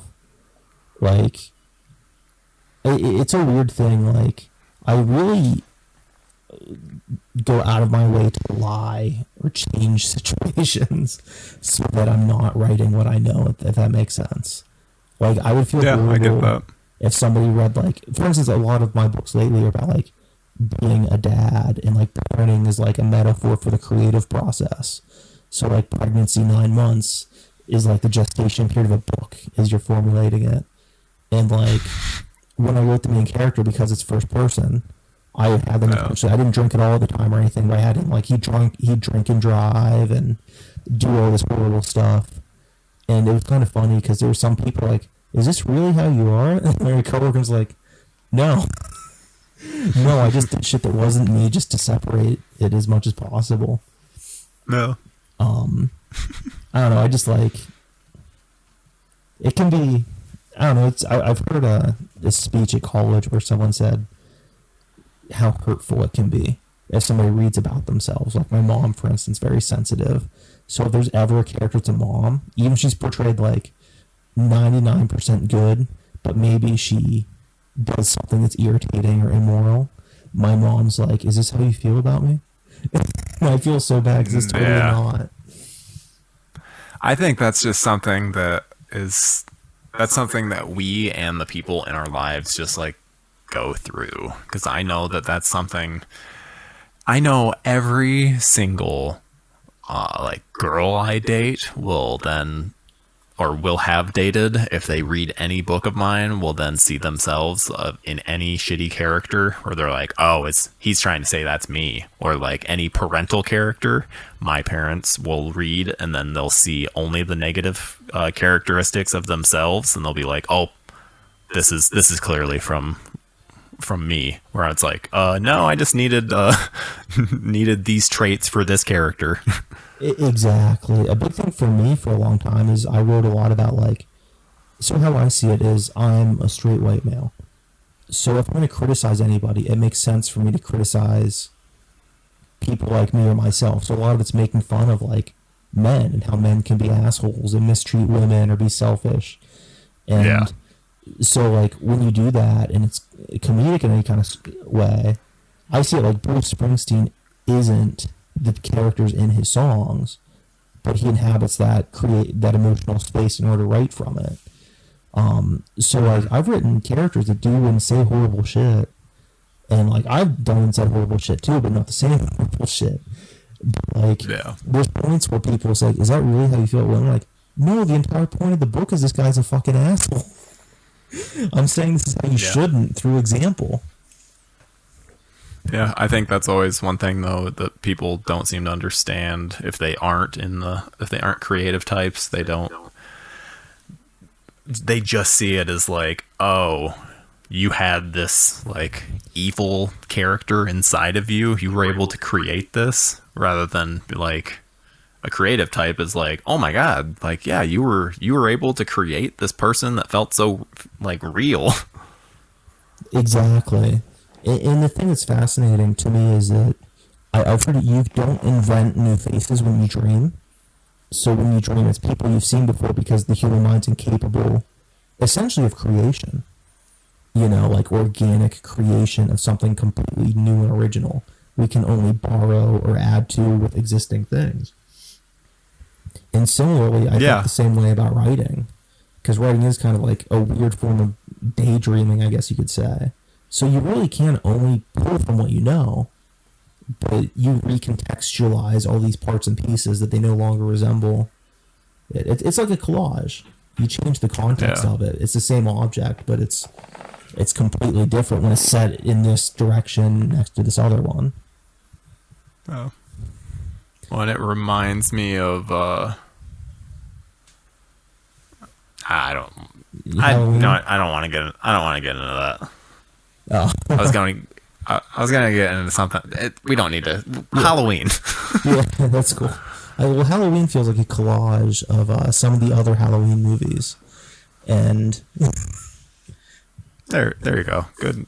Yeah. Good pullback to it. I'm trying to think of what element we haven't talked about from 2018, because I feel like I'm about ready to move on to kills. I am too. A big thing that I want to bring up for 2018 is that I think that if nothing else, I think even people that don't like Kills, I still think Kills makes 2018 a better movie. I think what it does with the characters makes the original movie richer, and I think I'm going to like 2018 more. For instance, like I said, I don't like the kid that gets the fence death. He irritates me. I get that's the point, but I still don't like watching him on screen. And then like the reveal with his mother, where you're like, oh, this kid was maybe like immature emotionally, but he's a child. Or the douchebag boyfriend from 2018. I love him in Kills. And in 2018, I wasn't one way or another. He's just a douchebag boyfriend for the most part. I think Allison gets more to do that's interesting in it. Okay, so I don't know. And I definitely agree with you that pretty much everything about 2018 was improved by Kills. Even like the doctor and nurse that Michael runs into in 2018 that then he kills and kills. I like that little bringing them back around. But one thing that I didn't like was, for some reason, I didn't like the Allison character in Kills. She didn't like, I felt like she was really strong in 2018, and then she was just kind of there in Kills. She just kind of forgave her boyfriend and just like, I don't know. So how I took it, and you've seen the movie much more than I have. So yes, I watched the movie 3 times the first day. Yeah, and like I'm jealous. So. That is definitely a compliment. Like I said, I wanted to go see it again today before we recorded, but life intervened. But like, I felt like the Allison boyfriend stuff in this movie worked so well for me, because it was, in the first one they were teenagers, but they've been transformed through this trauma. And it's like, we're setting aside all of the teenage drama bullshit because we're going to take care of this bigger emergency right now and work together despite our differences on a personal level. And I really liked that. And I agree. I absolutely agree that that's like the ultimate point that they're trying to make with it. But literally the scene where they reconnect, it is like, it just flips on a dime, where Allison goes from like clearly staring daggers through him to like, okay, let's team up. And so we don't get to see that like switch. I would have liked to have seen like, oh, like maybe they're able to, like, they're the ones that see the corpse of their buddy who ends up in the fence, and that's how they're like able to bond. I don't know. I felt like there was a scene missing of like them reconnecting. That's they were just kind of like reconnected. That's a good point. And I would add, and this would be more cliche movie stuff, it would be much more in line with 2018. But I don't think that's a bad thing. They could have had them work together reluctantly. Yeah. Or maybe Lonnie was like, reluctant. Yeah. you're coming with me, and then they fight a little bit, and then they kind of get over. Just like one scene or two. Yeah, just have him where it's like he's still just like trying to like, oh, he's like opening the door for her and she's like just pushing past him. Stuff like where she's still pissed. Yeah, you can get a lot like of just mileage out of that. That little moments. One thing I want to bring up with both movies is I think that Allison really is a great successor to Laurie Strode in the sense that she's like a more modern version of Innocence, you know, where she hangs out with kids. They're kind of like a weird outsiders, but they're kind of cool in their own way, I guess, or they're supposed to be. You know, they're not total nerds or anything. It's not freaks and geeks. Yeah. But well, there's even a mention of like smoking because they're gonna smoke weed, and Allison's like she's gonna smoke too. Like it's not like she's a prude and she's gonna not do it. So it's like. I like that little callback because I mean Laurie smokes weed with Annie in the first one. Exactly, and Allison being like, you know, Laurie's like she's basically like a little kid in like elementary school. It's like, oh, I kind of like this guy. I forget his name. They mention him in Kills, and it's so funny. Ben Tramer. Yeah, Ben Tramer. Yeah. Yeah, my favorite cameo in the movie. Ben Tramer's name, but like. You get the sense yeah, they did bring him back. I didn't even think about that because that means he's officially back in the canon. Oh wait, but I guess he was mentioned in the original Halloween. Yeah. For some reason, I was thinking it was just in Halloween 2 when he gets killed. The whole Ben Tramer stuff. Yeah, Laurie wanted to go out with him. Yeah. For some reason, I thought that his name was only mentioned in 2, but yeah, it is mentioned in the first one. But like. Oh yeah, you get the sense like Laurie's probably a virgin. Maybe she's kissed somebody. You don't know, and like that doesn't matter. Like that was definitely more old conservative time. But in Halloween Kills, or I'm sorry, just Halloween, but also in Kills, I guess. Like you get the sense that Allison's probably sexually active. She probably parties a little bit, but she's still a good person. Oh, absolutely. They've hooked up for sure. They're a sexually active couple. Which I liked. It didn't make her into like the exact like mirror of Laurie. And it would have been such an easy thing to do. Like if you gave me like, okay, you got to bring Laurie Strode's granddaughter in and make her like Laurie. What else do you do? And the fact that they didn't go that route makes her so much more believable. And I also like that it's basically saying it's subverting the horror tropes of, oh, you have sex, you die. You smoke weed, you die. You know, and this is like, no, this isn't. This isn't like a Sunday school kind of message thing. Yeah, which I like. I like that they don't, because I mean, I like the whole idea of innocence being able to survive a slasher movie, but I don't think that's like the point of the Halloween movies. Oh, sorry. It just seems like something that's been misinterpreted from the first one. I'm really glad you brought that up because I was thinking that since I rewatched the first Halloween, because I was one of those people for a long time. It's like, you know, you don't need gore in a Halloween movie, and you know it's about the suspense and dread. And the first film has that, but the first film is like the definition of shoestring budget, and I mean that in the best way. It is the best example of a shoestring budget slasher. With that said, it seems like I think Halloween 2, the original, is pretty gory for its time. I think pretty much all the sequels are pretty decently gory. They may not be Friday the 13th levels, but like, I do wonder, like, was the first more, did it shy away from those special effects because of budgetary concerns and it just worked out like the shark in Jaws? Because people act like Michael Myers can't do gory shit. And I get that. But I do wonder, is it essential to the character to avoid that? I think that it was something that Carpenter asked for. He said he didn't want to have any blood. Oh, okay. So that's why even like I think pretty much in every instance you can see it's just it's an aftermath. Like, you can see the trucker has blood on him after. You can see Linda has blood on her after. But, like, anything that happens, like, in the moment, you don't see any blood.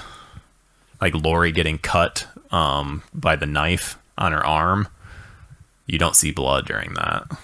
Okay, then never mind. I only know that because it's literally in the movies we love episode on Netflix. They talk about that. Okay, I never knew that point, so I guess that does make sense as a creative decision. It's still not a deal breaker for me. I think at first I was a little off put in 2018 with some of the gore, like the teeth and all that, but it's got that playfulness of Michael Myers, like setting up his mother's grave and all that. It seems like this weird childish type thing.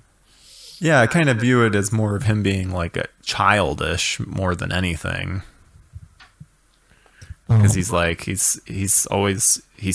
setting up the displays of the bodies, and he's showing like, oh, here's this guy's teeth. Oh, here's these people on a merry-go-round with these masks on. Like, he's always just like fucking with people. That's kind of how I always viewed it. It's him fucking with people. Exactly, and that goes into the bit about it's Halloween. He represents Halloween, just like playing, like a trick or treat, a trick.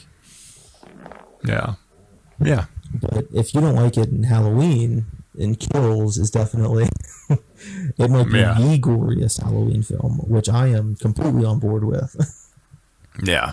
There's so much in Kills, like, it's brutal. It kind of gets a little overwhelming at one point. Yeah, I think it's mostly tasteful too. I don't remember ever seeing much that was like, oh, this is just ridiculous. I would say that's the slow motion kills of all the people at the end kind of is on the edge of tasteful and artsy. I could see that. Or sorry, trashy and artsy. Like, I think it very much rides a line. I think it works and is artsy, but I can 100% see someone that's not into gore and stuff being like, yeah, this is trashy. I think the scene where he kills the couple, the married couple towards the beginning, and he's just putting knife after knife into the back. Yeah. I think is such a great, like, scene because you get the brutality of it, but it's kind of out of focus. It's more focused on his wife. Yeah, her reaction. And so it's like the best of both worlds, in my opinion, where it's like you get that gore fix or whatever, but it's also still scary. It's still suspenseful. Yep. Well, and I think because I've realized this was probably on like the third watching that I realized one reason I like that so much is that there's not many long like oneers in Kills.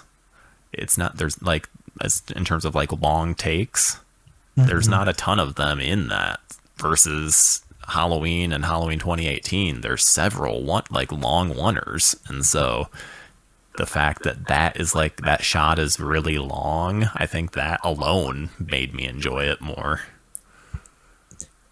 One thing, it's such a strange thing to bring up, but one thing I really want to praise, especially Kills for, is that it seems like a very like diverse liberal movie that does it eloquently. Like, you have Little John and Big John, you have the mixed race couple in the house, you have the black couple, the doctor and nurse, but it never feels forced or anything. Pandering. Yeah, that's what's the word? Token. It doesn't feel like tokenism. It was the word I was looking for. I think it does it very well and naturally, and it honestly, I'm a huge Clive Barker fan. It reminded me of like some of his work, where it's like, there's a couple in Michael Myers' house and they're gay, and they're acting pretty much like, they're a little bit goofier, they're movie characters, but they act pretty much like a normal gay couple that you may know. Yeah, I'm so glad you brought them up because I would have forgot them. But yeah, Big John and Little John, I think, are one of my favorite parts of the movie, and I think that's a big reason why, is because they're just characters. And it's like, who can I see moving into Michael Myers' old house and making it awesome. Yeah, two gay guys. Like, yeah, exactly. 100%. It makes total sense. And I love that actor. He's also from Righteous Gemstones I think he plays Big John. Yeah, he's on the show The Mick, and he is hilarious. He is absolutely amazing. Yeah, I don't know his name. If you've never actor. seen The Mick, please check it out. I haven't seen it. I've heard about it. You will be a big fan. Trust me. I love the name The Mick. It's probably my favorite like derogatory term because you know where it came from, and I could be mistaken. This is what I heard. I don't know. Because like Irish people, a lot of their names begin with like like Mick Jagger, so they started referring them as Micks, and I think that's so funny. That's what I heard. Really? I genuinely, you telling me that it's a derogatory term right now is the first time I even heard it's a derogatory term. Yeah, I think it's like a racist term was Irish people. I'm Irish, so I can talk about it. I get a pass. But, oh, okay. Well, crap, now I can't. Sorry, the M word. That's what I was you should really watch the M word. I was trying to signal to you that it was offensive. I didn't want to come out and say it. Well, shit, now we can't release this or else I'm going to get canceled. We'll just censor it, and people won't know what you're saying. Then they'll think I'm saying something even worse. But yeah, okay. I wanted to go this year for Halloween. I wish I had another friend that had seen Halloween Kills that would go for it. I think it'd be so funny for two guys to just go as Big John and Little John to some party. Dude, I mean, I don't know if you ever watch Mad TV, but I think is it Big John? I think is Michael McDonald. He's from Mad TV. And the moment that he popped up, I was so happy. Oh, and then, he is. Holy shit! Yes, plays Stewart on Mad TV. Wow! But I also realized he gets killed by another horror villain because I, for the first time, am watching the Leprechaun series this week, and he's in Leprechaun 3. Which one is Leprechaun 3? Is that the space one? Vegas. Oh shit! I thought that was the second. I remember liking the Vegas one. I've only seen them as a kid. I haven't seen them since I was like probably the oldest in like 9th grade. Well, I bought all 7 movies for $10. You can't beat. And I'll tell you, that's about the price and you should pay for them. I did the same thing with Tremors. I got like the first 4 or 5 or something for $10. Oh, I have the same thing. The DVD. Yep. Yep, I have that same pack. That's fine. Yeah. But, okay, there was one thing with Halloween Kills that I was very disappointed about, and that was the score. I don't remember it being nearly as prominent as 2018. Yeah. That was my issue with it. 2018, it felt, I mean, I could feel it in my bones, but I don't know, this one, it just kind of was there. Yeah. I couldn't tell if I just had too high of expectations. So, because, okay, this is how big of a fan of that soundtrack I am. I listened to the 2018 soundtrack like at work. And in the build up to this, I looked every day on Apple Music waiting for it to come out so I could listen to the soundtrack early. Like, I love the score. And so I had very high expectations and was just quite disappointed that, I don't know, I just thought it was kind of middling. Yeah, I remember it was similar to the first movie has the night that Michael Myers is being transferred. And in this second movie, there's a similar kind of interlude that focuses on the score. And I remember at that point, it's standing out. And thinking like, yeah, oh, nice, this is kind of like that scene, this stands out. But like most of it, I don't remember the score really even. Like in the first movie in 2018, it felt like a character. A presence in the movie. In Kills, it for the most part really didn't. It was just the only scene that I can really think of it offhand is Karen taking the mask from Michael and Michael chasing after her. Now, how do you feel, and this is kind of the where I get the Last Jedi comparisons, how do you feel the twist that Michael Myers just wants to go home and he doesn't actually care about Laurie?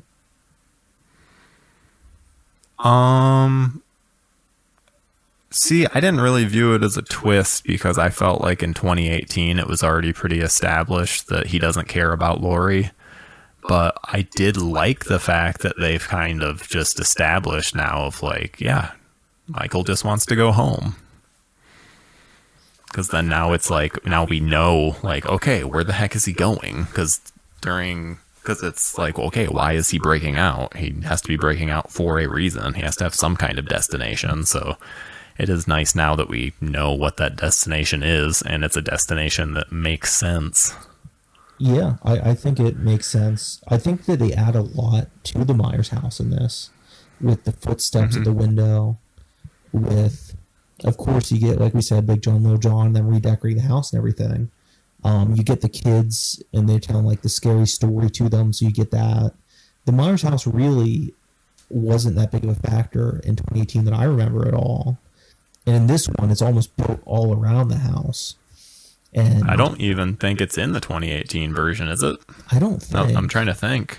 I've only seen it twice over a year, but I don't remember it. I don't believe it is. And I really love that about this movie, that you get so much more with the house. It feels much more iconic to me after this movie. Yeah, the house, I mean, like you were saying earlier about the music being a character, I feel like the house is a whole nother character. And I think that him just wanting to go home makes sense because, like you said, like a character needs motivation. It's I forget if it's who said it, if it was Vonnegut or who, but it's the drink of water rule, where every character needs something, even if it's a drink of water. You could say wanting to kill is what he wants, but that, I don't know. I don't know if that's enough. But him wanting to go home, no. You have childlike innocence, and that makes sense. The juxtaposition of childlike evil is kind of the core of the character I'm learning over our discussion, which is really kind of changing the way I view the series. But I think that's perfect for this interpretation of Michael Myers. Yeah.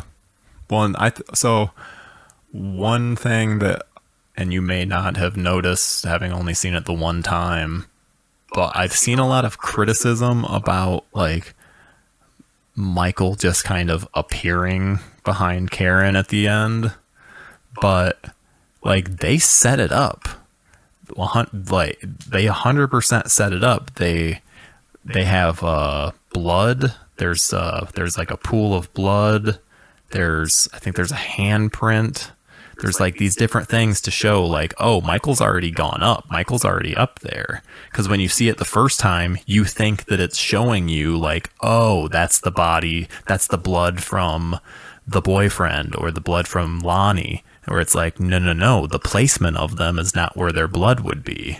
So like when you see it the first time, you think like, oh, it's showing us to show us the damage. And it's like, oh, when you see it the second time, it's like, oh, no. It's showing us that to show us that, oh, that's Michael's trail. So he's already in the room when she goes in there. Yeah, I definitely remember thinking like when he shows up behind her, it is jarring. And honestly, I don't mind the end sequence. But it's very strange, especially for a Halloween movie. Because it like ends basically on a monologue. In like a montage. Yeah. And I think it's the first time the series has ever done something like that. I don't think it's that typical for horror. Yeah, definitely not with this one. So you have this like monologue voiceover, and then it ends with like a major character death. And it ends on Michael too. Yeah. On that's his face. Thing. He's not even defeated in this one, which I love. Well, and so I read an interview with David Gordon Green, and he's mentioned. Have you heard about what the original ending was? I heard that there was a different ending, but I couldn't figure out what it was. I didn't look that hard because I didn't see the movie yet. Oh yeah, I wouldn't either. You don't want it spoiled. But so the whole thing is that, and it's he's already said it's going to be on the like Blu-ray. It's going to be like an extended cut and have this ending, but it's like same exact series of events, only it has Lori getting the knife out of the like the bloody knife out from her hospital room, and like getting ready with it, and like like it's pretty much, so it's, and it did that like freeze frame that it ends 2018 on, where it freezes and then goes down to the knife that Allison's holding. It does the same thing except with Lori. That's pretty cool. And so, well, and David Gordon Green, he said the only reason that they didn't do it was because they didn't want people to make the assumption that Lori is then just is going to like she's going to like literally leave right there and go take care of business, because Halloween Ends takes place 4 years later. So they thought that if they had that ending in, that people would feel betrayed when they found out that it was a 4-year time jump. That's a good point. I heard that it did conflict with their plans for the third movie, but I didn't know how. And, yeah, so that's why. And also, I think that they're right, because remember Dark Knight to Dark Knight Rises? 100%. It would have been the same exact situation. Yep. 100%. As soon as he said it, because when he said the ending, I'm like, ooh, I would have liked it to end the same way. And then he's like saying why. It's like, oh yeah, 100%. I would have had that expectation of like, yep, Halloween Ends is going to be like Lori hunt down Michael. And then it's like, wait a minute, what? 4 years later? This is bullshit. So I'm glad that they had the foresight to not do that. I think, though, sorry. I have to ask too, I thought it was a weird choice for them to start on the boyfriend walking and like calling his buddy on the phone, like, and then coming across Officer Hawkins. I thought it was a very weird choice to start the movie with that. It is. I thought the same thing when it started, and looking back on it, I think they do it so that you hit the ground running. Where it's like, yeah, the events of the first film matter. This isn't a sequel where it's just a new cast of people getting killed off. We're continuing it. To me, it felt very much, and maybe this is why I like it so much, I love season 2 of TV shows. I don't know why. It just seems like season 2 is always where they start to build. Everything's established, so you can just develop and explore more things. And this movie felt a lot to me like a second season of a show. Even to the point where the ending doesn't have Michael defeated, which some people don't like, that it feels like a middle part of a trilogy. But my counterpoint is that it is the middle part of a trilogy. Yeah. So yeah, I don't ever have that issue. It's like, do you have a problem with Empire Strikes Back? Come on. Exactly. That's exactly how I feel on it. But like, so to me, as strange as the opening is, it makes sense using that rhetoric to me. And also, I think it's supposed to kind of confuse and shock you at first. And I think it's a weird choice. I don't know if it was the best, but I do like it personally. No. I think that because I've thought about it a lot, where the only way that I like can justify it is that they wanted to go into the flashback. And so then how do you go into the flashback? Well, you have to establish who the flashback is showing. So go from Hawkins to that. But I don't know, just something about it. I just wish that there was a different scene to start it. Like maybe do the firefighter scene first. I definitely get that. I think a lot of this movie, a lot of this stuff that people complain about with it, I will straight up say I completely get somebody feeling that way. Like there's some things where if somebody doesn't like something, like if somebody like talks shit on Jaws, like you know, they can have their opinion, that's fine, but it would hurt my feelings. Yeah. Like somebody said something rude about my brother or something, you know. With this movie, as much as I enjoy it, if somebody hated it for the exact same reasons that I enjoy it, I would totally get it. And I think there are what could be seen as valid criticisms of it. Yeah, and I don't even think it's a perfect movie. I just think it's a very enjoyable one. Yeah, I view it the same way, where I view it as very flawed, where if someone doesn't like it, I'm like, okay, whatever. Versus with 2018, I will fight people if they don't like that movie. That's how much I enjoy 2018. I think 2018 is definitely a more refined movie. I think it's a movie that's going to age much better. I probably think that like in 10, 20 years, a lot of people are going to be doing what I did the other night, where I watched Halloween, then I watched Halloween 2018 back to back. I think they go really well together as just sister pieces. Halloween Kills, I think, is going to have kind of a cult fan base and a bunch of people that like it years later. People watch every movie and watch it. And I think it's going to follow. I think it's followed like down the similar path of like Friday Part 5 and Halloween 3, where it's these movies that weren't liked at the time that then people, when they don't have the same expectations, they can look back on it in 10 years and they'll be like, oh yeah, that was a fun slasher. Exactly. It's so weird to like have grown up, and as a kid, I mean, I typically just liked anything that was like kind of retro horror. So I saw Halloween 3 and I was like, this is great. I don't know why people don't like it. Because I just watched it for what it was. And I knew that Michael Myers wasn't in it, so I wasn't expecting him. And Nightmare on Elm Street 2. I still think that's the scariest Nightmare on Elm Street. It's not the best. But Freddy creeps me out in that one more than any other for some reason. The low budget, the makeup, the lighting. I just think he's scariest in that movie. It's because you're homophobic, Todd. I wasn't going to say it, but yeah, that's probably it. No, I think that movie definitely, it's one of those things that I think all of its criticism is fair, but I think that its dark praise is also fair, like where I understand why people enjoy it. Like, I'm not sure if you ever saw Scream Queen, the documentary. I didn't. I was friends with Mark Patton on Facebook forever, and I remember promoting it. Jeez, come on. You were even friends with him, and you still didn't watch. He never liked any of my posts. I think I was just bitter. Oh. Yeah, what an asshole. But I gotta say, for Nightmare 2, I always liked it. It was a really weird movie. I couldn't figure out why, and I still think it is. I don't even think it's the gay stuff. The whole thing's just a weird fever dream of a movie. It's super weird, yeah. But, like, it makes me so happy that, like, people now appreciate these weird sequels in the series. Like you said, Friday 5. Honestly, I've always thought that was one of the best. It has, like, the highest... It's legitimately one of my favorites. No, it's a great time, and people are mad because at the end you find out it wasn't Jason. And I get that twist, but it's like, you get Jason killing people in like 11 movies. Well, and you don't see him like 90% of the movie. It's set up like the first film where the killer is completely hidden. I don't know. There's so much of that movie. That's a whole nother podcast. Yeah, for sure. But that I will definitely stand by that.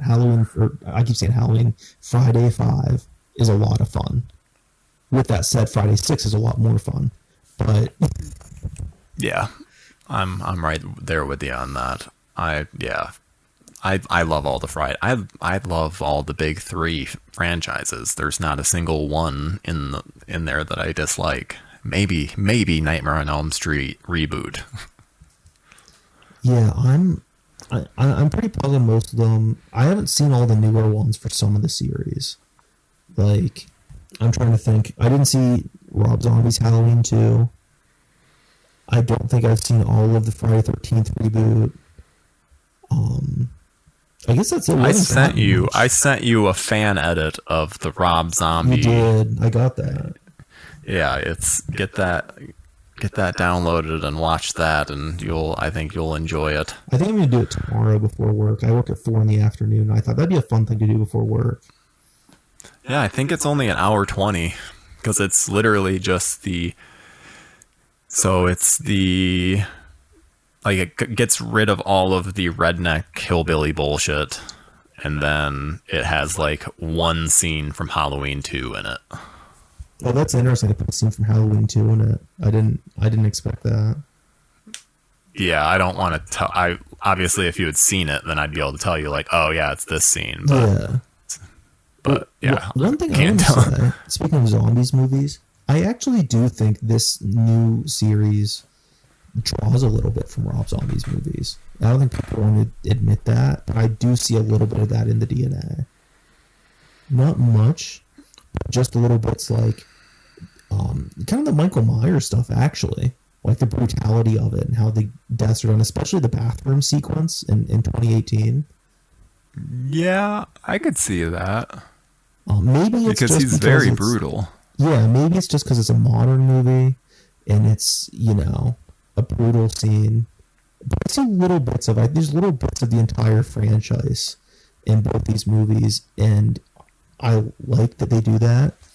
But it almost sucks because a lot of the things that it does the other movies do, these two movies do better. Mm-hmm.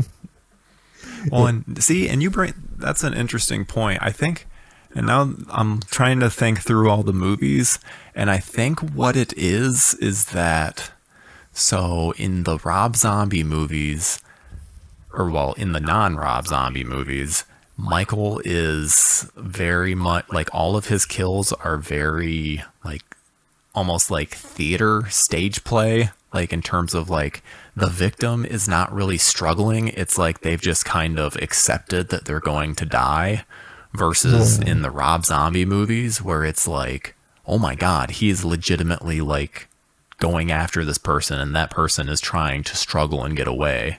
So I think that's probably the point that's pretty, like, that's what carries over between the zombie films to David Gordon Green. Because even I'm trying to think of like H2O and Resurrection, and all of those kills are so just like, yep, okay, this is when I die. Yeah. And once again, going back to horror cares, that's probably my level of common sense in that situation. Like, I guess I'm getting strangled. I guess this is where it ends. I've thought about that many times. I thought about it watching Halloween Kills, where it's like, yeah, I think I would just probably reside to just being like, well, I guess this is where it's happening. Yeah, it's so funny because, like, being a man, you have these fantasies where it's like, oh, if that was me with Michael Myers, I'd do like kung fu on him and then electrocute his balls and I'd call him a motherfucker. But like in reality, you just cower, just immediate like fetal position.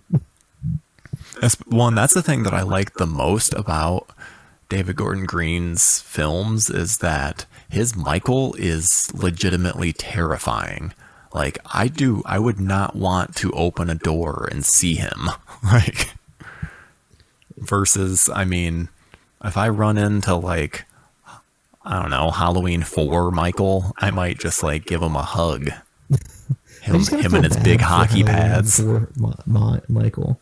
I almost feel it's like he's like a teenager with an awkward haircut or something, where he's like, the character's going through these growing pains, and he just hasn't found his new look yet. Ridiculous, and his eyes and like his face is just like so white. It sucks so bad too, because I really like Halloween 4. I think it's a really fun movie, but it just has this. I did a very big, very long Joe Blow series or video on it that you should check out if you like Halloween 4. Yeah, definitely. Send me the link. I will do that. Another one came out. It's called Halloween Returns. It's all about the unproduced script that Patrick Melton and Marcus Dunstan were going to make in 2015. And yeah, I have a series called The Horror Movie That Almost Was, and I focused on that one, and it just came out like yesterday, I think. Oh, awesome. So I always look for those Joe Blow videos, and then like I don't subscribe to things and hit the bell or whatever, so I get notifications. I just like look up like videos and watch like 10 or 20 in a day and catch up. I'm like a shitty YouTube follower. Dude, it's so hard to keep up with. I'm one of so many editors. Like, I'll have something come out and then I'll go to the channel to try and find out where it is, and I'm like, oh shit, I thought it just came out. I have to go back like 2 pages to find it. Yeah, it's nuts. They release a lot of content. But I'm yeah, not still around in some form though. Yeah. It's insane to think that like so many people that I talk to, like, if not like directly, like a private, and then the DMs, like in my comments or whatever, probably a good 50% of them are from Joe Blow, it seems like. Yeah, it's insane. Most of the people that, if they're not people that I know from like work.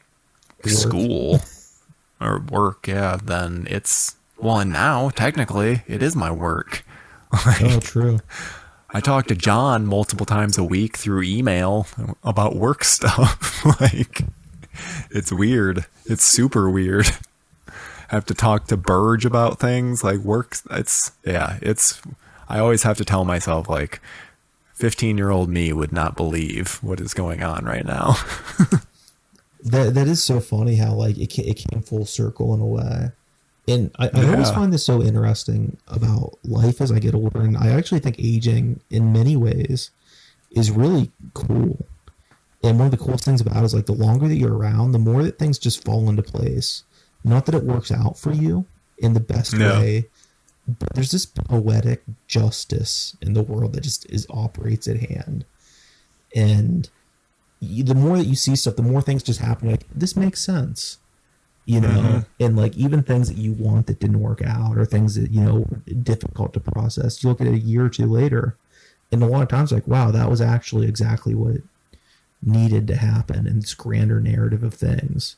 Of course, I'm only talking about like fortunate people who don't get murdered or, anything horrible. I think it's a very healthy mindset to have. Yeah, there's that horrible thing where there's like everything below the optimism, the half empty part of the glass is still there for some people, and I get that. But definitely as I get older, things like, for instance, you probably had this too, where it's like, I want to be a famous writer and people are going to read it. Every day I am so thankful that's not the case. Oh my God, yeah. I couldn't deal with it, with Twitter and everything. Maybe that would have been cool in the 80s, but like nowadays, I couldn't handle it.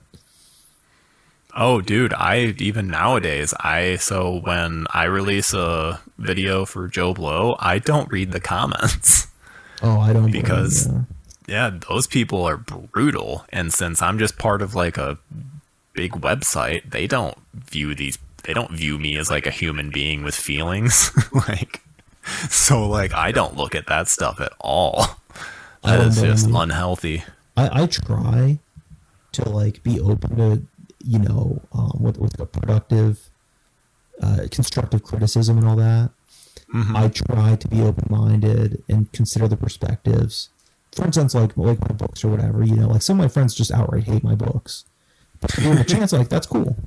I think some of them have been a bit too harsh. But it's good to hear those other perspectives and like, okay, this didn't work. Why? If you can both be mature about it, I think you can have like a productive conversation. But then it gets to a certain point where it's just like, you're trash, or this is bullshit, or they think they're talking to like J.K. Rowling or someone who has more money than anyone can take it. Well, because there's also a difference, and sometimes people can't understand where it's like, okay, I can recognize that this is like objectively good. It's just not my thing. Some people don't seem to understand where it's like, whoa. No, you just don't like it. It's not that it's not good. It's just that you just don't like it or are not into it. Exactly. I've been just reading about and just exploring all these different takes on art that I've never considered. And one of the biggest lessons I've learned this year is that, and this actually ties in with Halloween Kills, is that I think that we've become very entitled through movies and through TV shows and through social media as viewers, that we expect our expectations to be fulfilled. When really, I think Rick Worley is a YouTuber that said this at one point about some Star Wars movies. He said, you have that movie in your head that you want to see, but that movie's still in your head.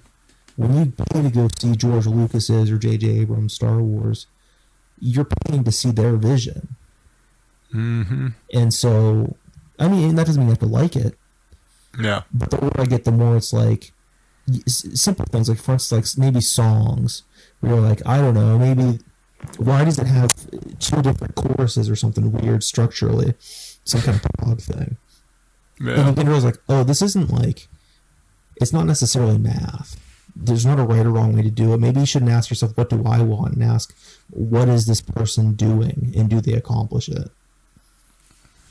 Yeah, because I think that's one thing it's hard for us to do as individuals is experience some kind of art and then like have it invoke a negative reaction and then be able to realize that, oh, it's not for you, and that negative reaction isn't indicative of the quality of the art. But I think that especially just like, I don't know, non-artists and general consumers very much don't think like that. And it's just, oh, did I like it or did I not? Oh, well, I didn't like it. So it's like, well, of course you didn't like this, whatever, LGBT piece, and you're like a super straight white male. You know what I mean? Like, when it's like, oh, you're not the audience. Yeah. So I think that a lot of people just aren't able to like put themselves out and realize that it's like, no, you're not the audience. Like, just like with Halloween Kills, all these people that love H2O and they're like, oh, H2O is still better than Kills. It's like, well, guess what? You're not the audience, because you went into it and you didn't want H2O to be beaten. Like, you didn't want that timeline to be erased. Yeah, and I think that's the big thing with so much of Kills is it's like, are you on board with this vision of Haddonfield? You know, like, it's going to be gory. Michael Myers is going to be basically an unstoppable killing machine again. It's not going to have much Laurie Strode. It's going to look a little bit different even than 2018 did. It's going to be going back and forth of time. And it's just weird because, like, Halloween of all the series, though, it's the one where you can pick and choose.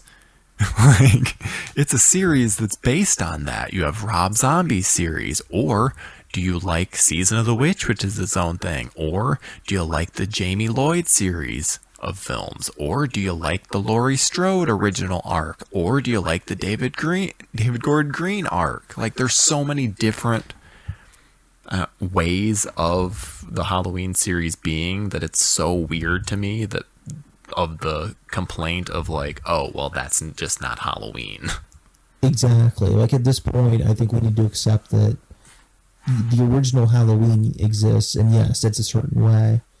But if we're pretending like there's any consistency in the series in terms of, I mean, even the mask is different in every movie.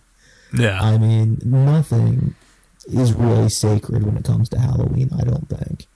And, you know, if you don't like it, if you're like, this just is too much like Friday the 13th or something, and you're not into it, cool, I get that. Yep, I get the criticism. Personally, I wasn't excited when that seemed to be the direction they were going. When I heard it was going to be huge, it was going to be this like action movie kind of thing. That's not what I personally thought I wanted from the movie. But I went into it and I was like, you know, I'm just going to see what they have to offer and hopefully have a good time. And I had a blast. Yeah. Well, and one thing that kind of shocked me was the film is called Halloween Kills. Did you really think it wasn't going to have like a crazy high body count? Like, it's been, because that's just been another criticism that I've seen a lot of, because you brought up the whole, oh, is this Friday the 13th? And people seem to just constantly be saying that of like, oh, this isn't Friday. Halloween doesn't need a bunch of kills. And I agree, it doesn't need a bunch of kills. But it's called Halloween Kills. It's gonna have a bunch of kills. Exactly. And I feel like, once again, like, the 2018 movie kind of scratched that itch for me. Where it's like more suspense-based, more almost set-piece-based in a way, with like suspense and just dread. So when you get the second film of the trilogy, you're naturally going to ramp up the tension. And in a horror movie, that does mean gore and blood sometimes. Yep. That's why, I don't know, it's kind of blows my mind, the kind of criticisms that are coming out about it. But then I also have to remember that it's people just like to bitch. I think there's some of that, and honestly, I'm happy that people are complaining and voicing their opinions because, who knows? Maybe they'll make a good point, or maybe productive conversation can come of it. I've definitely seen some complaints about this movie that made me think, "Huh, that makes sense," or "Oh, that's funny," Yeah. Oh, that reminds me. We haven't talked about, and this is one thing we have to, because this is my least favorite part about Halloween Kills. The random inmate from Haddonfield that escaped with Michael. It's a weird thing. It's like a 10-minute side story. It's ridiculous. It goes on forever, and it's in like slow motion practically. Yeah, no, a lot of people don't seem to like that angle of the movie. I don't mind it. It's very weird though. And give me a positive, Todd. I need him. So one thing I want to say is that the payoff at the end is like maybe the most gruesome death in the series. I remember that fucking like being nasty. I don't mind the mob mentality angle that it takes on it. I know people don't like the evil dies tonight chant. I've seen enough like riot footage the last few years in all different kinds of contexts. There's been like protests in my hometown and stuff. Family members have gotten caught up in. I've seen protests in my street, and it doesn't matter the demographics or what they're protesting. Generally, when you get a bunch of people together, they're going to chant stuff, and it's going to be something simple. And something catchy. Exactly, yeah. I mean, that goes back even to like sports and stuff, like, clear eyes, full hearts can't lose. It's stuff like that. So I don't really get that complaint. I get why people don't like it, but to me it seemed natural enough. What I don't like is like, how did these people not see this dude and be like, oh, that's clearly just some weird like toad with hair? Like, I don't doesn't look anything like Michael Myers. Well, and they've already shown the broadcast that shows both of them, so it's like, come on, you guys should already know. Yeah, that aspect is very strange. Going back to the evil dies tonight thing, Tommy at the bar sees it's like a donation thing that says "Love lives here." And so that's when he gets the idea of the whole evil dies tonight. Oh, wow. Or it might have been love lives today, so then evil dies tonight. Yeah, it was something like that. I want to bring up that weird bar sequence at the beginning of the movie. Because personally, I remember seeing it and being like, I totally get why people hate this. I fucking love it. Something about it is so like John Carpenter 80s. Yes. It just felt right. I could not believe the criticism on that scene in particular too, because it's like, same exact feeling where I'm like, yep, this is amazing. And like, I didn't expect Tommy given his like melodramatic speech, like of course Tommy would do that. Yeah, no, it was one of those things where I was watching it, I was like, I can't believe I'm seeing this. This is so left field, but for me personally, it totally worked and made the movie much better for it. And I think that's what I love about this movie is that the first film is kind of showing two different angles on Halloween the season. Maybe even three of like Laurie's traumatized version. You have Karen being avoidant. Mm-hmm. Then you have Allison just being a teenager just wanting to party. And you also get the babysitter and the little kid that's scared.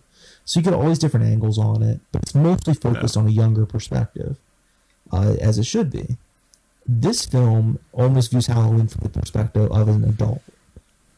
And it has much more adult characters, so it's like going to a bar and it has like, kind of corny decorations and there might be some kind of silly talent show or whatever.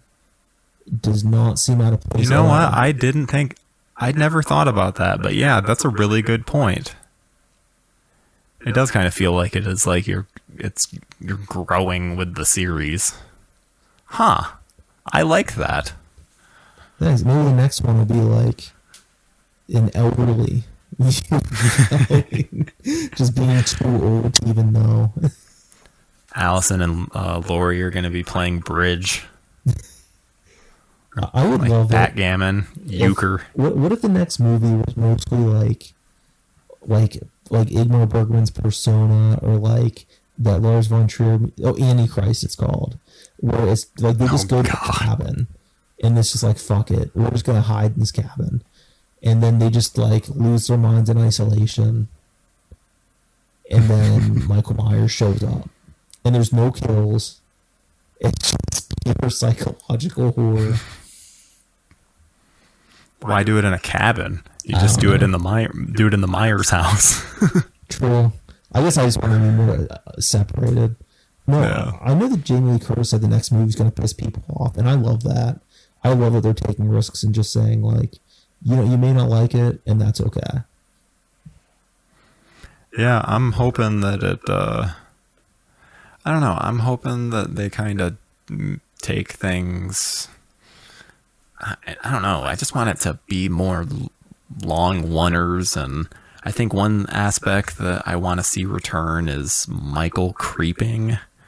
Like, we didn't get...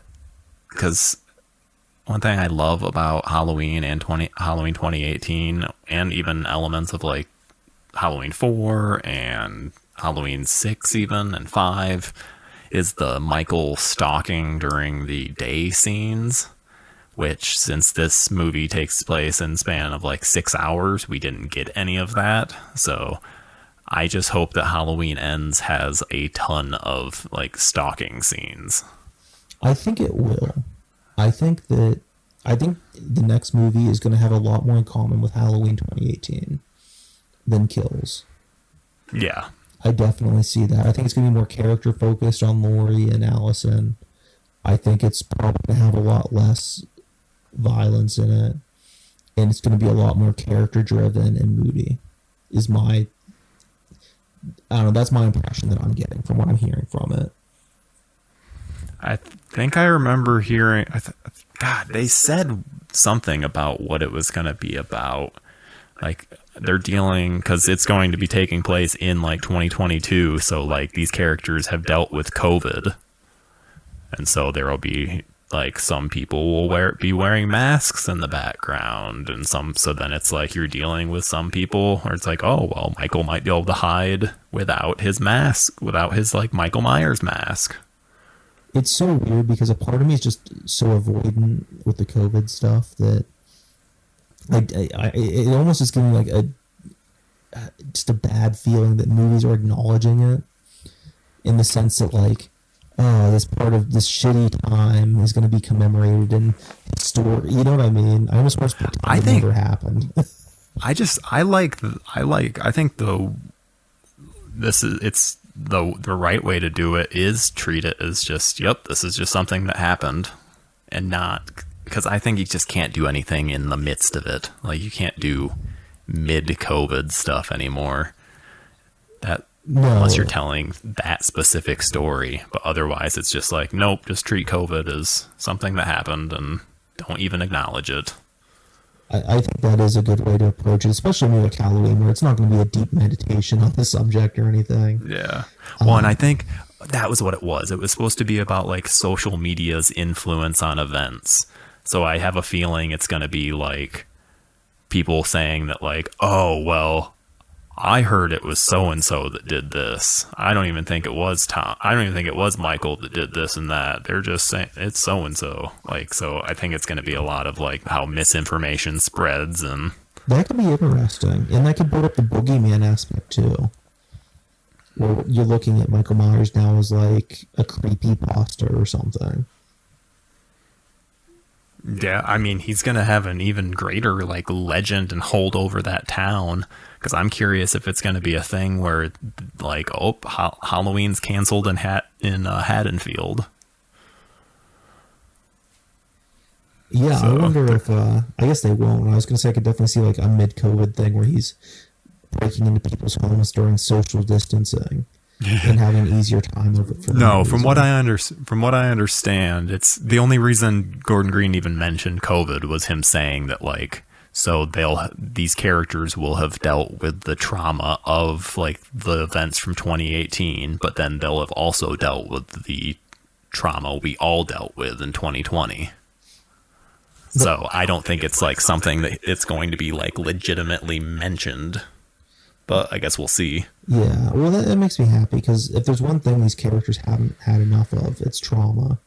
They I definitely think Laurie Strode, of all people, needs a little more misery in her life. Yeah.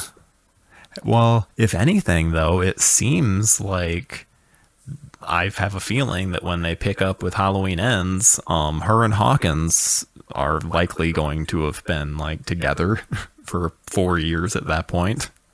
Oh, that makes a lot of sense. I didn't think about that. I know they were like, they were definitely building it up over the last two movies, and that's what I love about this trilogy so far, is that you don't get this often in slasher movies, but I care more about Hawkins because of his role in the second. I never liked that thing when a sequel comes out and it's not as good as the first, and people say it makes the first one worse.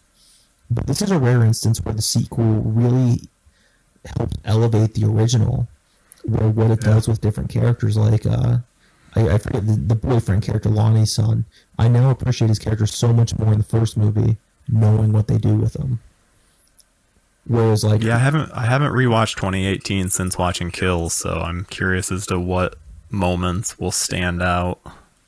I think, and going back to that cold open, I think we were, as the audience, supposed to think, oh, he's here, this is going to be the opening kill, the douchebag boyfriend. That was my first thought, yeah. It was my first thought, too.